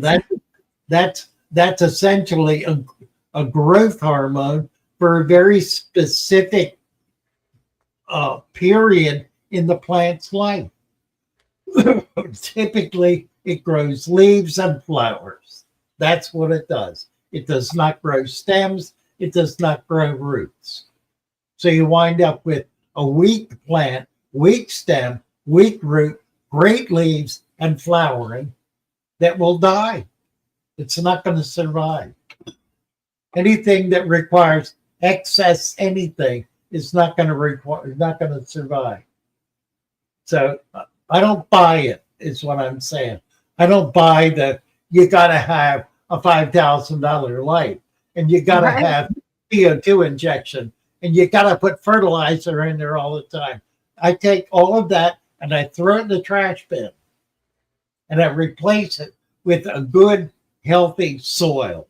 And I cap it with sand to keep it out of the water column and to provide a means for all of the detritus, all of the waste to filter down through that sand into the substrate, into the dirt. Don't let anyone tell you that you can't do it because sand compresses. That's a lie. Sand does not compress. Sand cannot compress. It's impossible for sand to compress unless you're putting it under tons and tons of weight, in which case it will not compress. It'll crumble. It'll crumble to dust and it'll form rock.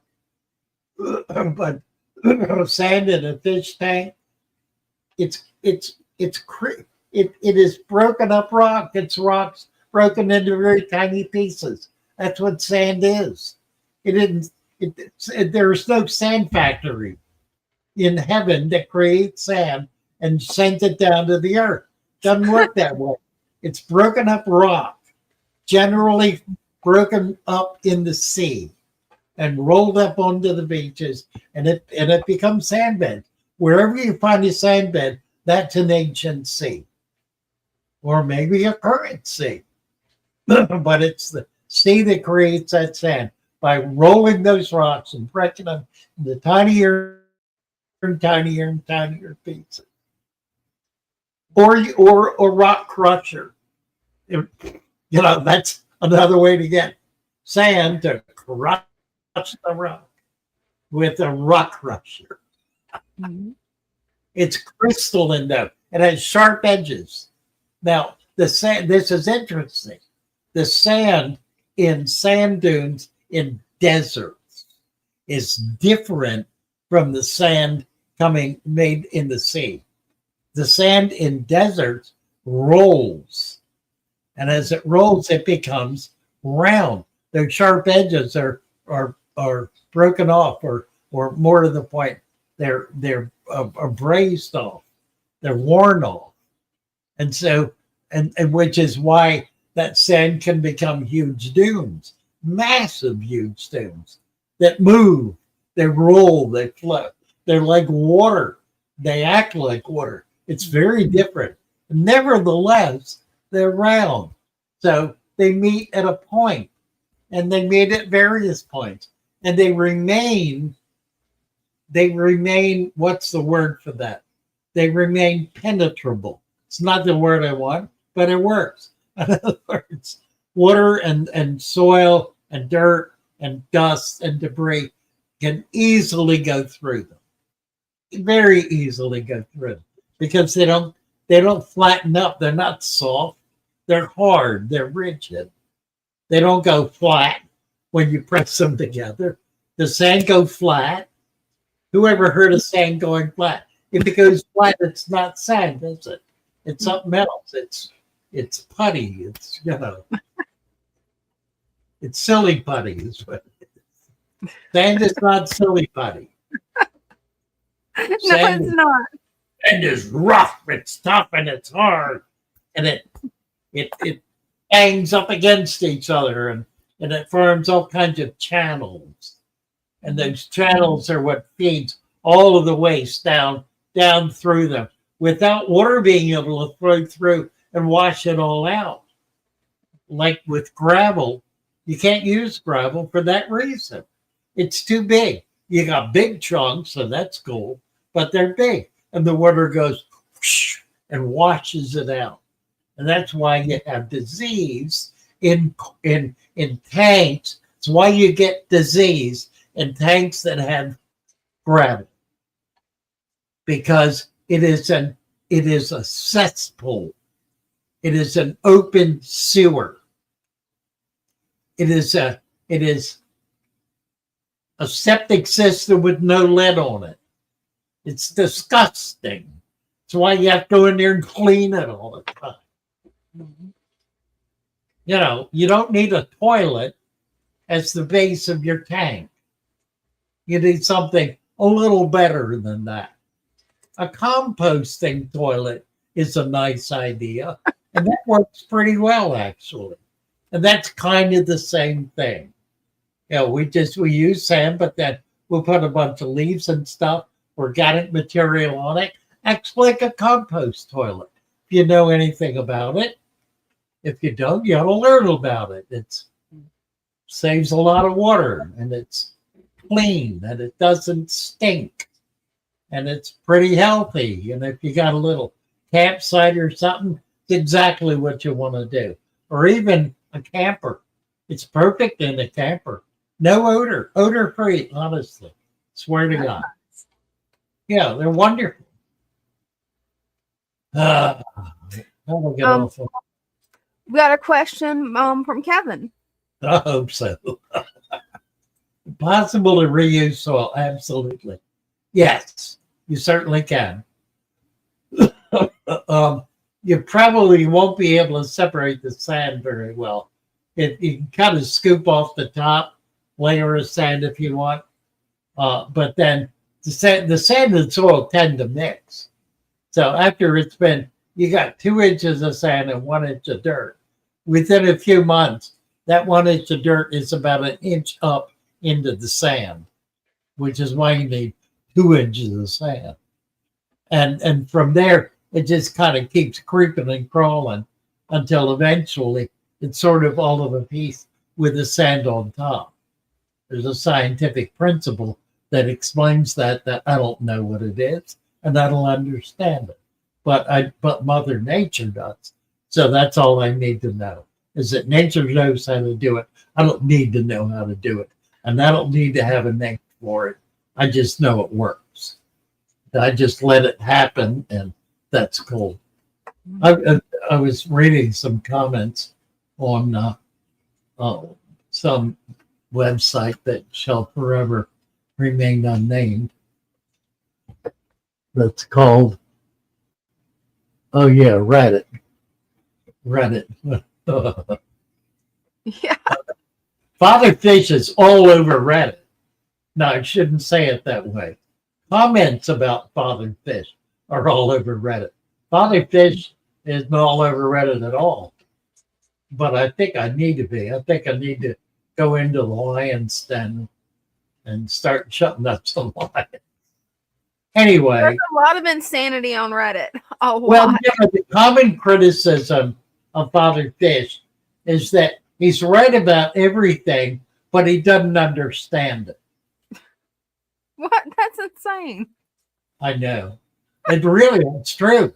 It's true. The most poignant comments are, yeah, he's right. I know he's right about all this stuff, but he's too stupid to understand what it is. And he tells you stuff that's just off the wall, explaining what it is. Man. Funny stuff. Right. You know, an explanation.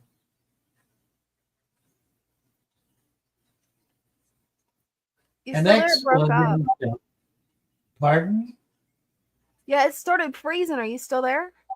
Yeah, I'm here. Okay, you're back. You're back. It froze. That was me. That wasn't the spring. I froze. I didn't actually freeze. I just got thoughtful for a second there. I do that every once in a while. I'll get thoughtful and I'll think. And every once in a while, you catch me thinking. The Reddit doesn't believe that. They don't believe I think. You know, they believe they believe I say something. Say, oh, it's magic. Magic it is. Magic. It's the natural magic. It's the great magician doing his wondrous magic on all this stuff. It's a miracle. It's all miraculous. It's all unknowable. It's fantasy come alive.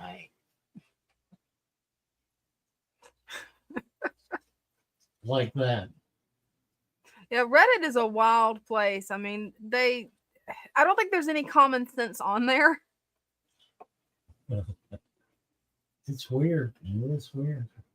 It is. So anyway, there are about 100 threads on father fish. Whoa, 100? About 100, yeah. Wow. I don't think any of them are very recent. I haven't made any waves recently.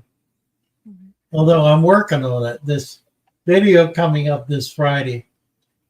You know, what I'm concerned about is that I may have become passé and just I'm not able to develop a high level of interest anymore because you know, everybody's got me figured out. So I'm trying to get unfigured out. We've got a question from Victor C. Yes. What side dimensions is a tank for only plants?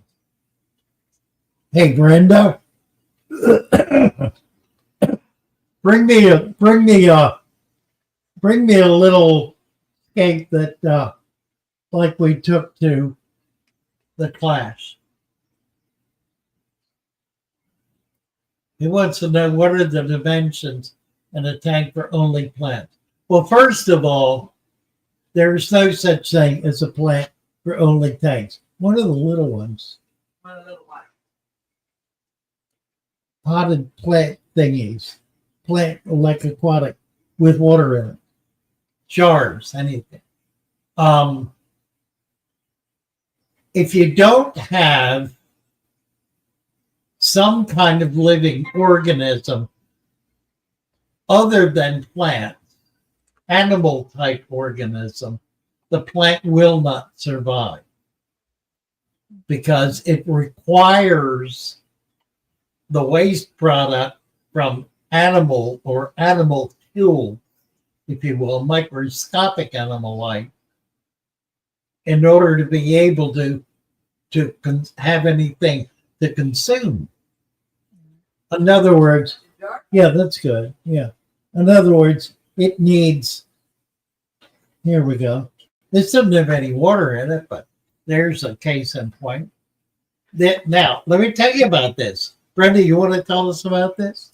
Brenda made this morning, I think. Oh, cool. It's pretty. It's a terrarium. And where did you get what's in the terrarium? My backyard. Her backyard. Everything in there came out of her backyard. It's a moss, a rock, Well, piece of wood, and the grass is actually Mondo grass that came from Jennifer's yard. So there you go. Now, what we need next in there are some little bugs. So we're working on getting some cultures of little bugs to go in there that will provide nutrients for the plants. I don't know where the other one went. Oh, the little tiny one you made, that was cute. So there's no such thing as a tank only plant. Only plant tank, as they say. You can't, it won't survive. It'll live for a little while, but eventually it'll deplete the nutrients. The nutrients will not be being replaced, and so it'll wither and die for lack of friends in the animal world to keep it thriving like that. Animals require plant life. Plant life requires animal. They are inseparable. They must be together. Now, even in the Arctic, there are plants in the form of various algae and mosses and fungi and all that stuff. So it's not like there are places where there are no plants. Not on planet Earth, there aren't. Nor are there places where there are no animals. Not on planet Earth, there aren't. They exist in every niche on the Earth. Even in volcanoes, once they've cooled down a bit. I mean, you don't find them in, you don't find other one in fire particularly, but fire, yeah, that's because the fire is consuming them. That's what's burning is animals and plants. And once it's burned up, then new animals and plants jump in there and gobble up what's left because it's nutritional, you see. I have the line here. Maybe this will help. Excuse me. The new video that's coming up talks about this in a very specific way. It talks about creation and the fact that nothing comes from nothing. So here's the point. We cannot point to anything on this earth or in the universe that exists spontaneously, that comes literally out of nothing. We have no experience of that. There's nothing nothing in our experience, nothing that we're aware of in the universe, nothing here on the earth that comes from nothing. Everything comes from something. So if everything comes from something and nothing comes from nothing, then at some point in time, there had to be a creation that created something out of itself, presumably. So it becomes a creator, you see. So the creator creates something out of himself, itself, herself, oneself, whatever self you want to call it. Reality, existence emanates from that. What did that come from? It didn't come from anything. It didn't come from anything. You see, it has no beginning and it has no end, because if it did, it would be created. And something would have had to create it. So you have to get back to a non-created existence in order to explain reality. We know that none of this is infinite, in the sense that it comes and it goes, it changes. That process itself may be infinite and may, in fact, there are those who believe that the universe is God. That's an interesting concept. I think it has some serious problems with it, but it's, it's a reasonable concept. It's certainly something that can be discussed and argued for. But if that's true, then it had no beginning, because the creator can have no beginning. The creator is by definition that which has no beginning. The creator cannot have a beginning, which means the creator is infinite. The creator always is. That here's the trick with this. You have to disconnect the concept of time from all that. Time is a construct. It's a human construct. There was no time prior to Adam, if you will. Time did not exist prior to Adam. It's because everything just sort of was of itself and created others and so forth and so on. But nobody was putting a stopwatch on it. So the concept of time. I had a professor in college who said, if you spend about 15 minutes thinking about time deeply and profoundly, it will make you utterly insane. Right. You will be hopelessly lost. It's a conundrum. It's a problem we can solve. Yeah. So, there's time. That's time. That didn't exist, prior to, I don't know, 1,000 years ago. That didn't exist. That concept of time that this demonstrates didn't exist. Time was the movement of a shadow on a sundial. That was time. It was the sun going across the sky. So, think about time. Time has no meaning. It's a construct. It's a way for us to be able to separate things from each other. But it has you can't say, well, how many billions of years ago? There's no such thing as billions of years. That's a construct. We can do that if we want, but it has no meaning beyond itself. How do we get off into these? That's actually really interesting, though. I've never thought of it like that. That's interesting. Crawling my way through the weeds. Ain't nothing wrong with that. Rabbit holes and weeds. So what's that got to do with fish? Oh yeah, fish, right. Oh yes, thank you. Here we go. There you go. Now this has shrimp in it and snail. They can see it. Probably Daphnia. So it's got, look, we got up close.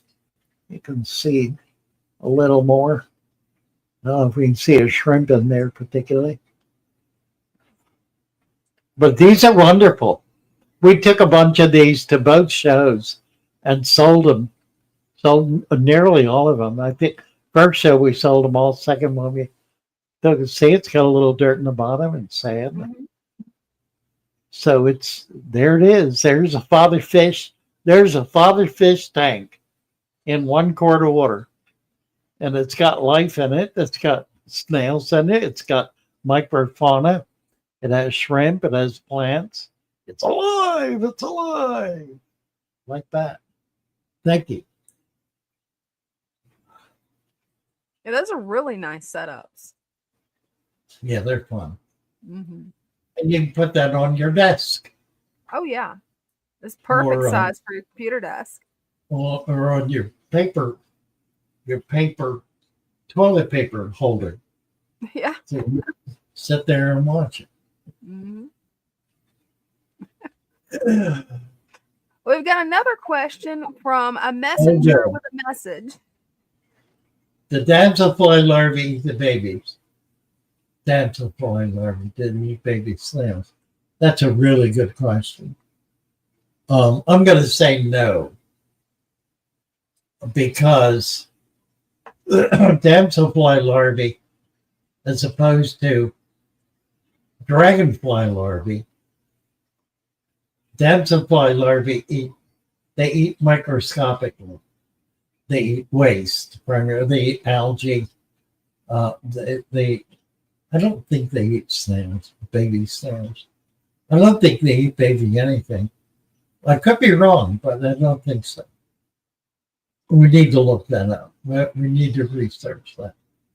I know they're not a problem in a fish tank, because what they eat is no consequence to the fish, and fish eat them because they don't get real big. They're fairly small. They probably do eat certain microfauna. They probably eat microflora, like algae and the like. I'm not sure they can catch much. I don't know. I don't know what they eat. Well, I know they eat microflora. And if they do, they must eat microfauna too. So they're eating both. So maybe they do eat baby snails. I don't know that they can work them out of the shell, but maybe they can crush the shell. Maybe snails generally have pretty thin shells. So it's certainly possible. I don't have a good answer for you. Having said all that, I don't know. There's a long answer. And it comes to nothing. All right. I'm not sure what they eat either. Try me a better question. All right. Try me a question I can answer. Let's see. We've only got 2 left, so let's see. Let's try this one. I'm ready. He's actually What? Tanks is actually experimenting with electroculture in his aquarium. Oh, really? Yeah, I started that one because I figured you'd want to see that one. That's interesting. Yeah. Then the other question we got is right here, but it's a little bit, I'm not exactly sure what he means by it. Alkaline.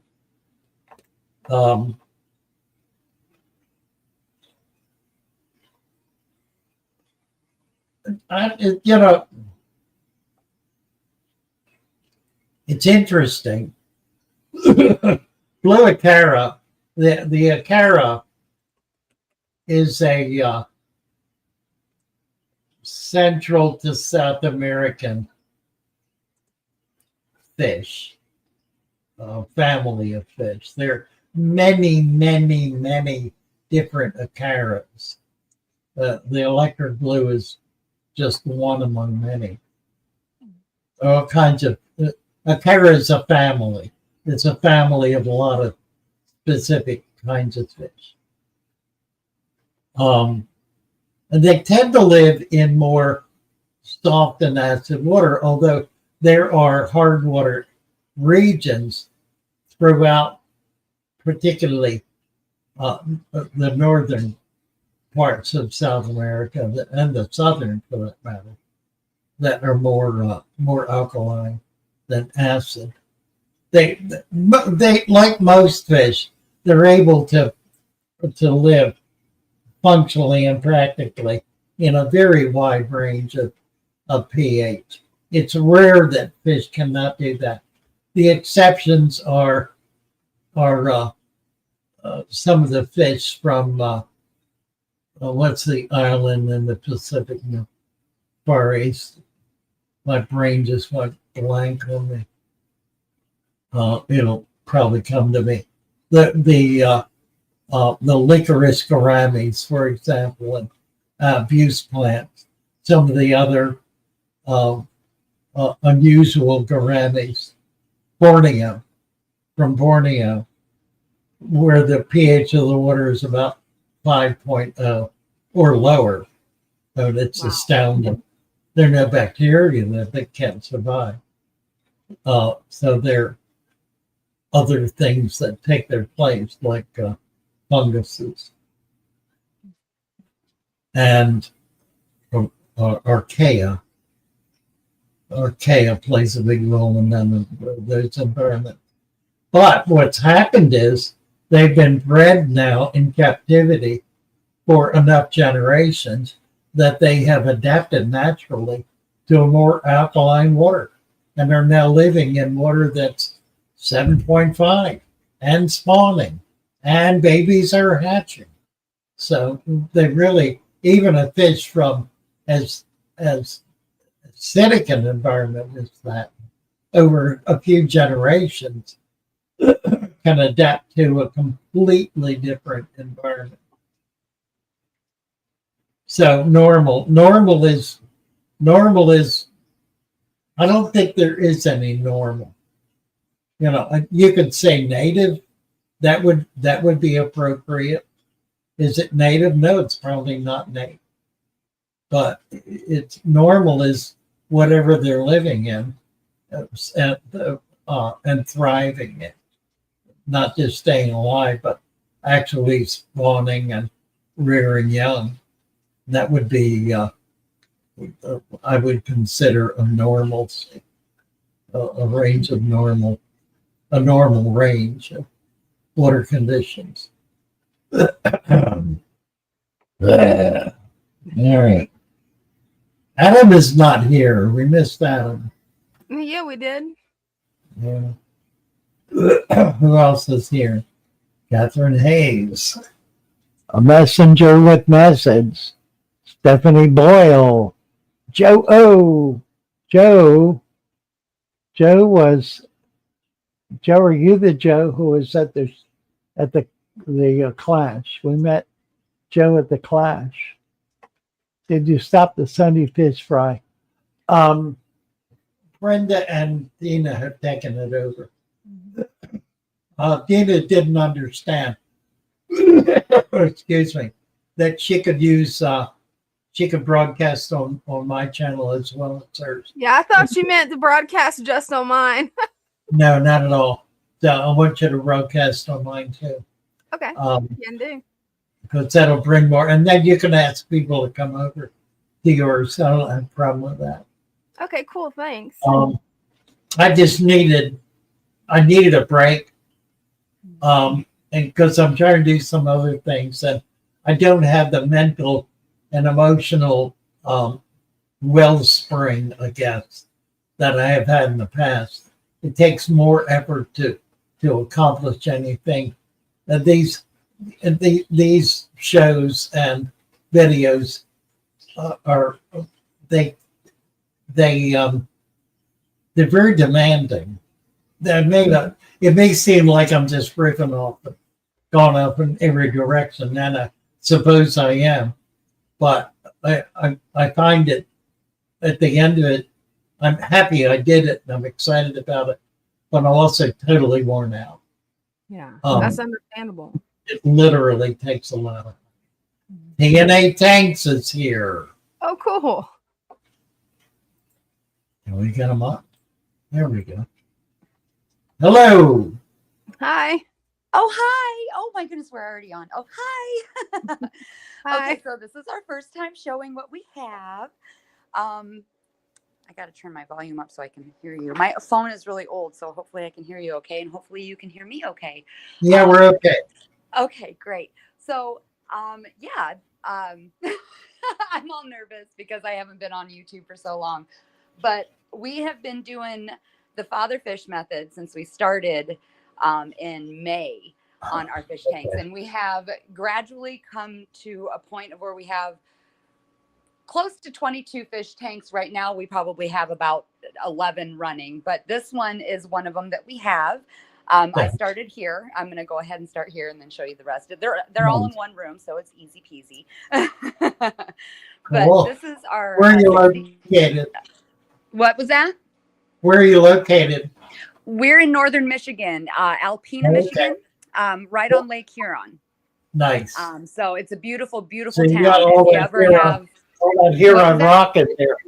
You got all that Huron rock. Exactly, and that's one of those things that we're talking about in chat, like in regards to just I love basically getting nature into our tanks. We have snails, Yeah. we have fish, we have rocks, we have sand. It is all from our local rivers and banks from the shores of Huron. So Nice. it's really, really awesome to show because we're pretty proud of it, actually. And like I said, we've followed your method from the get-go. We started out with, you know, the regular old aquarium stuff and had a horrible time of it and lost a lot of fish, and we needed help, and we found you, and you definitely helped us. And right now, I should say, as a testament, we are currently and have already once before cured ick with your 87 degrees and up temp method. Right, So right. this Yeah. tank right here did Awesome. actually have ick, and we're at like day 5, I would say, at about 87, 88 degrees, and everything is looking great in here now. Yeah, Everybody's that's good. happy, and there's no ick to be found. So it's in Right. dormant mode right now, and we're waiting for it to die off. So Very good. Excellent. in here we have a sorority of bettas and some platies and some feeder platies and a lot of snails and a couple plecos and a couple cories, a couple different cories. So this is a 60-gallon octagon. We've had a beautiful time of the universe just providing for us as well, because this ended up being a free tank for us, which Oh, is wow. just absolutely amazing. Sorry, I'm trying to get a handle on the camera. Oh my God, I'm all over the place. You're doing Sorry. great. You're doing great. So let me go this way. I need my husband to do the camera. Hi, Father Fish. Love you. Hello. Oh, yeah, this camera is Isn't it backwards. so love it. weird? Great Oh, it's so room. weird. I see. We're Wonderful slightly room. backwards and I love that tank. The whole Oh, room's thank gorgeous. That's a hex. That's a hexagon. Yeah, it's a hexagon. It's Yes, Love weird. it. six-sided thing. It is weird. It's like backwards for us right now. So apologies if I show you weird things. Oh my. This is a 5-gallon that we have some breeder guppies in who have already actually had babies. Yeah. And we actually have tadpoles in here. We have about 4, 6 maybe tadpoles. They're just started getting their legs. Here's one of those little guys right there. Oh, cool. You can see little itty bitty. I was told they were oh God, I'm sorry about the cameras. Free throw. It's on the wrong. I don't. How was your finger? I don't know. I don't know what's going on. I'm so sorry. That's no problem. This is comedy for you here. But yeah, that's a tadpole. He's blurry. But yes, we got tadpoles in here. Nice. We have a pair of clown killifish, which here is one of them up here. Ooh. We got lucky. We Ooh. got them as babies. There ended up being Oh, one boy and one girl. We got so lucky. That's wonderful. I do not have any. I'm dying to get some. Oh, they're so cool. Right. We Oh, also I have another pair of killifish in here. They're kind of hard to spot amongst the guppies, but I love killifish. they are the blue lamp eye killifish. Yep, yep, There might yep. be one right in here somewhere, I but see it we have a in the pair of middle. those Yeah, too. right. Yep, I see it. Right in the middle. Yeah, do you Right. see them? Yeah. Okay, because I can't tell. Yeah. Yeah, we have some really cool wild killifish up here in northern Michigan. They're super Oh, hard to catch, so wow. I've caught a ton of them, but they Oh, either cool. keep getting eaten or dying off. I got Oh. a couple sticklebacks though, 5 spiked Oh, I sticklebacks. love it. Yeah, I'll show you that in the next tank. So Oh, this how is, nice. as you can see, we have all of this. Oh, I'm sorry, I couldn't hear you. What was that? I'm just expostulating. Ooh, Okay. you know. Oh, yeah. But this is all from our river. This is all from different rivers and lakes in the area up here. Wow. We have a freshwater stream right across the street from our house. It's like what Ah. you guys would consider your ditch, but it Yeah. nonstop flows, and there's fish in it all year round. There's crayfish, Oh, wow. snakes. So I Wow. put traps out there and catch all kinds of fish. So I don't Wonderful. know. You can kind of see him. He is a very skittish boy in Super here. elusive, this dude. But this is the nickelback, the stickleback. Oh, wonderful. Oh, he is hiding. Where did he go? Wow. Yeah, he's a big one, and he's not very nice to the other. Oh, he's on the stickleback, other so- side. Wait, is he on this side? There he is, right there. Can you see him? I think he's in the corner. Do you see him?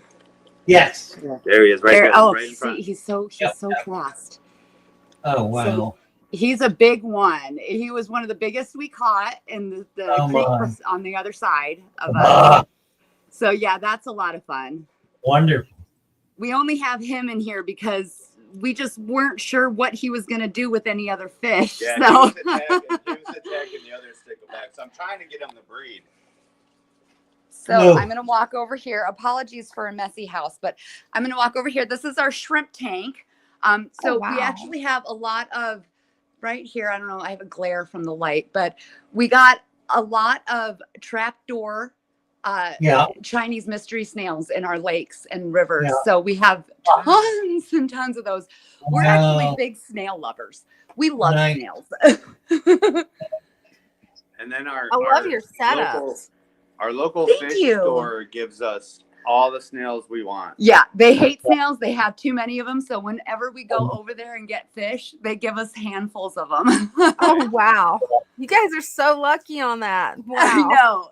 I mean, of course, Nice. the really good ones we have to pay for. Here, show them the You know. fish bottom. Oh, yeah, here's a bottom, a fatherfish bottom. This one's nice and thick. This is one of the first tanks I put together, and it was the dirt on the bottom, the barrier of the rock, and then the 2 inches of sand. And I went kind of nuts with it, and it probably isn't 2 inches of sand, but the next ones are like wildly crazy, and it's weird though, because look how it's such a thickness. You really got to put in there to get it right. So to have it filter and do everything like you say. Yeah, so I don't know if you were able to see any shrimp or not, but we've got all kinds of different shrimp in here. We've got they're neocardina shrimp. We've got red ones and blue ones and green ones. We have one black one, a chocolate one. Yeah. And we've got some ghost shrimp in here too, I think. So over here, this is a work in progress. This is janky. This is so janky right now. I have to go to Home Depot right after this. My wood got worse and I had to fix this. This is we're breeding bettas as well. So we have a lot of different bettas, and this is going to be our kind of betta breeding setup in the future. And this is one of our guys right here. He's a Hellboy. His name is Joker. He's pretty cool looking. She names all the bettas. I have to name them to keep them straight for my head. Like if I don't name them, I don't know who we're talking about. There's like I can't freaking get them on. Where's the camera? Funny. There's so many. I'm So sorry. isn't that why we named I have a it? sorority of so many girls. I am terrible with the Look at the babies. What? Are there babies in there? Yes, we have babies. We'll show you those in a couple. We'll show you those in a sec. This is another Hellboy, and his name is Aries. Right. And breeding these things have been a process. We've watched your videos. We watched Nick from Keeping Fish Simple. We watch a bunch of different people to learn how to do this. I've had them forever and stuff, and I always wanted to do it, but never had an outlet. So, and man, they die. They die so fast. I wasn't prepared for the amount of fish death that we've gone through, to be honest with you. so many times because, we're in northern Michigan and we have crazy dragonflies up here. Yeah. So many times dragonfly larvae have totally wiped us out. Wow. Yeah. So this was our very first tank, and this was a tank that my husband had when he was younger, and this is what started the journey and quadrupled within 3 months for us. So Nice. But this is a 60-gallon long, and tall rather, whatever you call them. But there's mostly guppies in here, and these guppies actually are our baby guppies. Like we've been through it, unfortunately, and these guppies have been through it too in terrible water conditions, and these guys have made it through. We have a motto in our house, and it's basically only the strong survive. And with everything. literally with everything. Like only the strong survive in this house. So these are strong fish. Where am I showing? I'm just saying this. Oh yeah, show them around. So everything's planted. Well, okay, so listen, we planted all these tanks just like Father Fish says. We did. And everything just disappeared. I ask this question all the time. So when does everything start regrowing? Yeah. Because we recently started planting new stuff, so we just do this now. Because like all of our plants disappeared. It all melted or the fish ate it, and we're trying I don't know. I don't know. Right? Yeah. We have lots of babies in here too. We have little baby platy babies. We've got 3 generations in this tank already, actually. A lot of fish. That's impressive. Yeah. It's so fun. It's so fun. Yeah, Isn't it? platies, guppies, and then this is where we normally will stick one of our showcase betas in here to fly around. Yeah. Right. And it's hard though because they get stressed out so easy. So we test them a little bit, and then we got to take them out and put them in a sick tank for a while. And it's crazy. Yeah, we got the sick tank, saltwater tank down, Father Fish, and we appreciate you so much. Oh my gosh, yes, you are amazing.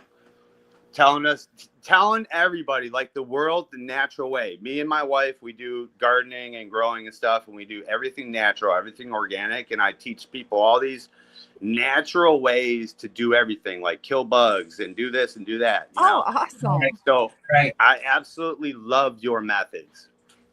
Thank you. It's exactly our style. Yes, I'm just showing you some of the plants until she comes back. Okay. I love the plants that you guys have. Thank you. We're trying to be a psycho plant lady. I love it. Really? I kind of already am, but And if you notice, we only use sponge filters. Now we do all have, like, we have a lot of particulates that we always got to take care of and stuff, and you got to get that out of the water column. And we really prefer the Father Fish Swish, you know. But anywho, what we do is we filter all the plants or all the water with plants. Period. That's all we do. No, we don't do water changes. We only fill. And we only do water changes when it's like an absolute. We're still new. necessity. We're still real new, so we're still we do that emergency once. Well, you guys are doing a wonderful job. Yeah, I'm really impressed with your setup Thank and you. your house plants. Gorgeous. If you're up, It's a testament. Enjoying it is all a testament of your guys' knowledge. Yep. Absolutely. Absolutely. So this is our baby betta tank. These are, I don't know if you can see them. Yeah, they can see some. But there's our little baby bettas in here that are growing out. Wonderful. That's great. There's a Love glare it. right there. I know. I don't know where the. Yeah, they fly around, you know. Oh yeah. I see them. I see a bunch Yeah. of them. So there's a bunch in here, and we just put like 68 more in there, but we might have made a mistake because we found a little like weird bug that was flying around pinching, and now we noticed that there's no other babies flying around. So they're a little bit smaller than them. So Yeah, you know. they also might have gotten eaten. So hey, we live and learn. Yeah, we got to set up another tank. But this is Hey, another one of our tanks. are you guys in the Discord show yet? No, we don't do Discord very much, but we'll try. I downloaded it and all that stuff, but I just don't. I do YouTube and stuff, and like, man, everything takes so much energy. We do date night though, so I told her, I said, hey, date night, why don't we film and try to download some stuff? Yeah. So Yeah, most of our really channel cool. is shorts of our bettas and different things like that. But Yeah. Right. eventually we'll get more on our channel. So this one, Here though, we've split these into 3. This is Yeah. 30 long, 29 Oh, long, okay. whatever. Yeah. Short, Love it. low boy, whatever breeder they call them. I don't even know what it's called anymore. As you can see, I got the brown. So this tank's super old. I used to have a 75-gallon that had like inch and a half thick. Oh my gosh. I like the old school. so this is one of our girls. Her name is Suki. Wow. She don't like the camera. She don't if like you've the ever camera. noticed your fish, Fun. they can see that infrared. Yeah, if they go away. And other ones in there are platies. They're I forget what kind of platies they are. Long fin. But I really liked them, and so we had 2 girls, but one of them died. So I want them to breed out those pairs. So I put those in there too. The rest of them are breeder guppies, and then the other tank, the other side of the tank, we have the Great Malenko. He is another one of our Hellboy boys. We've got 3 Hellboys. Nice.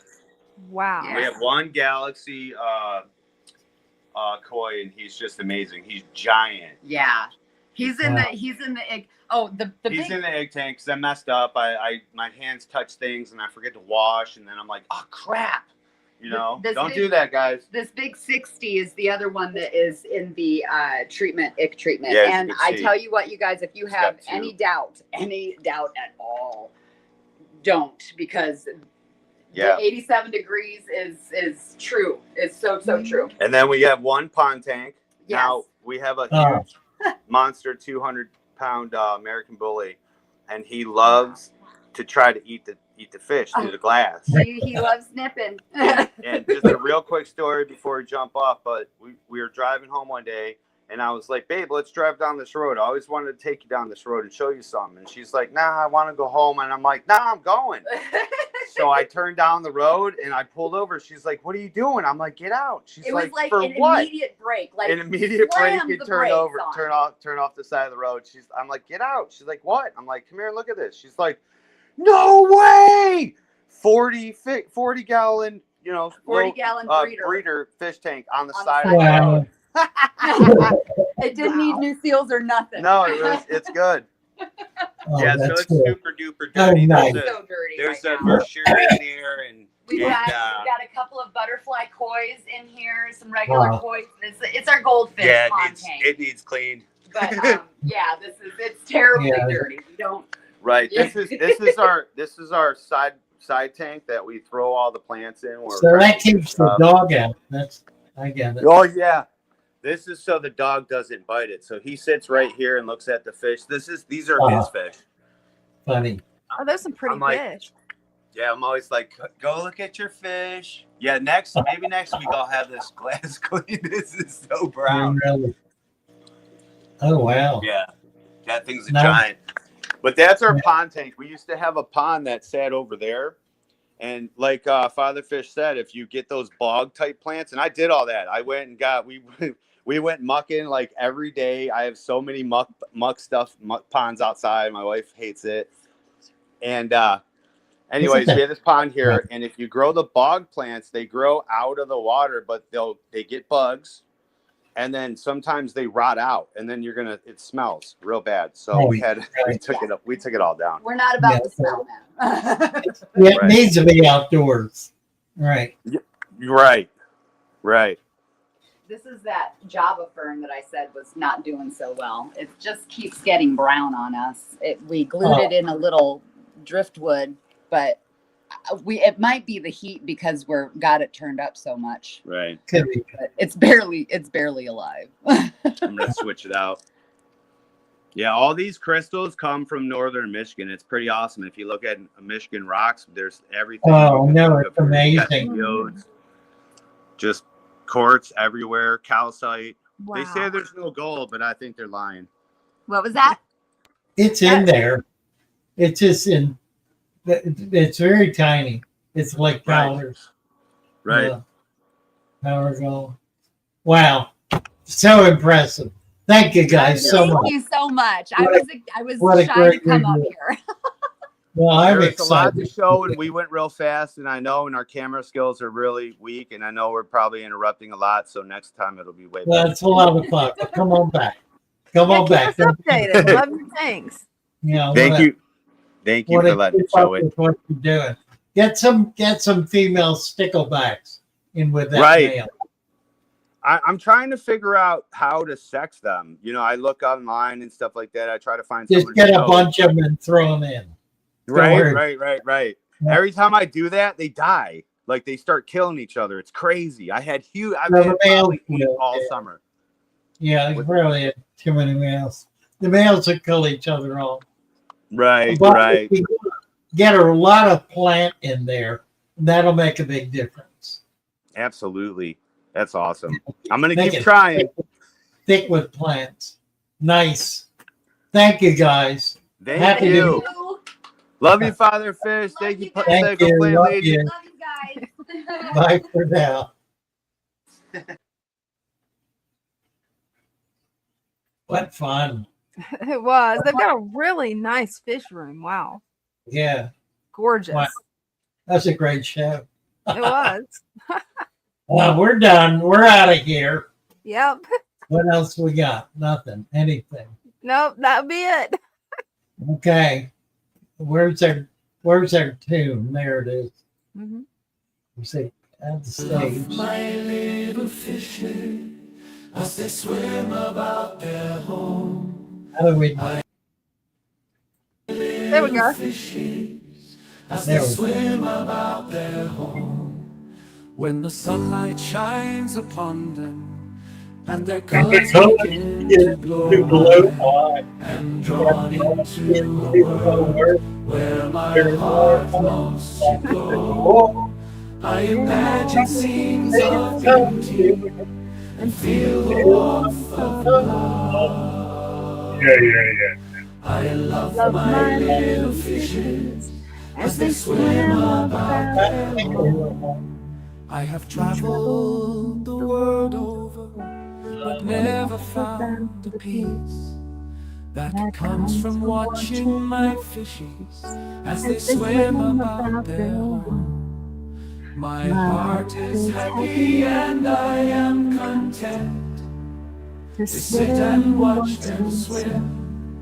I I will will not not be be alone alone while while these the fishies fishes are are in there. my home.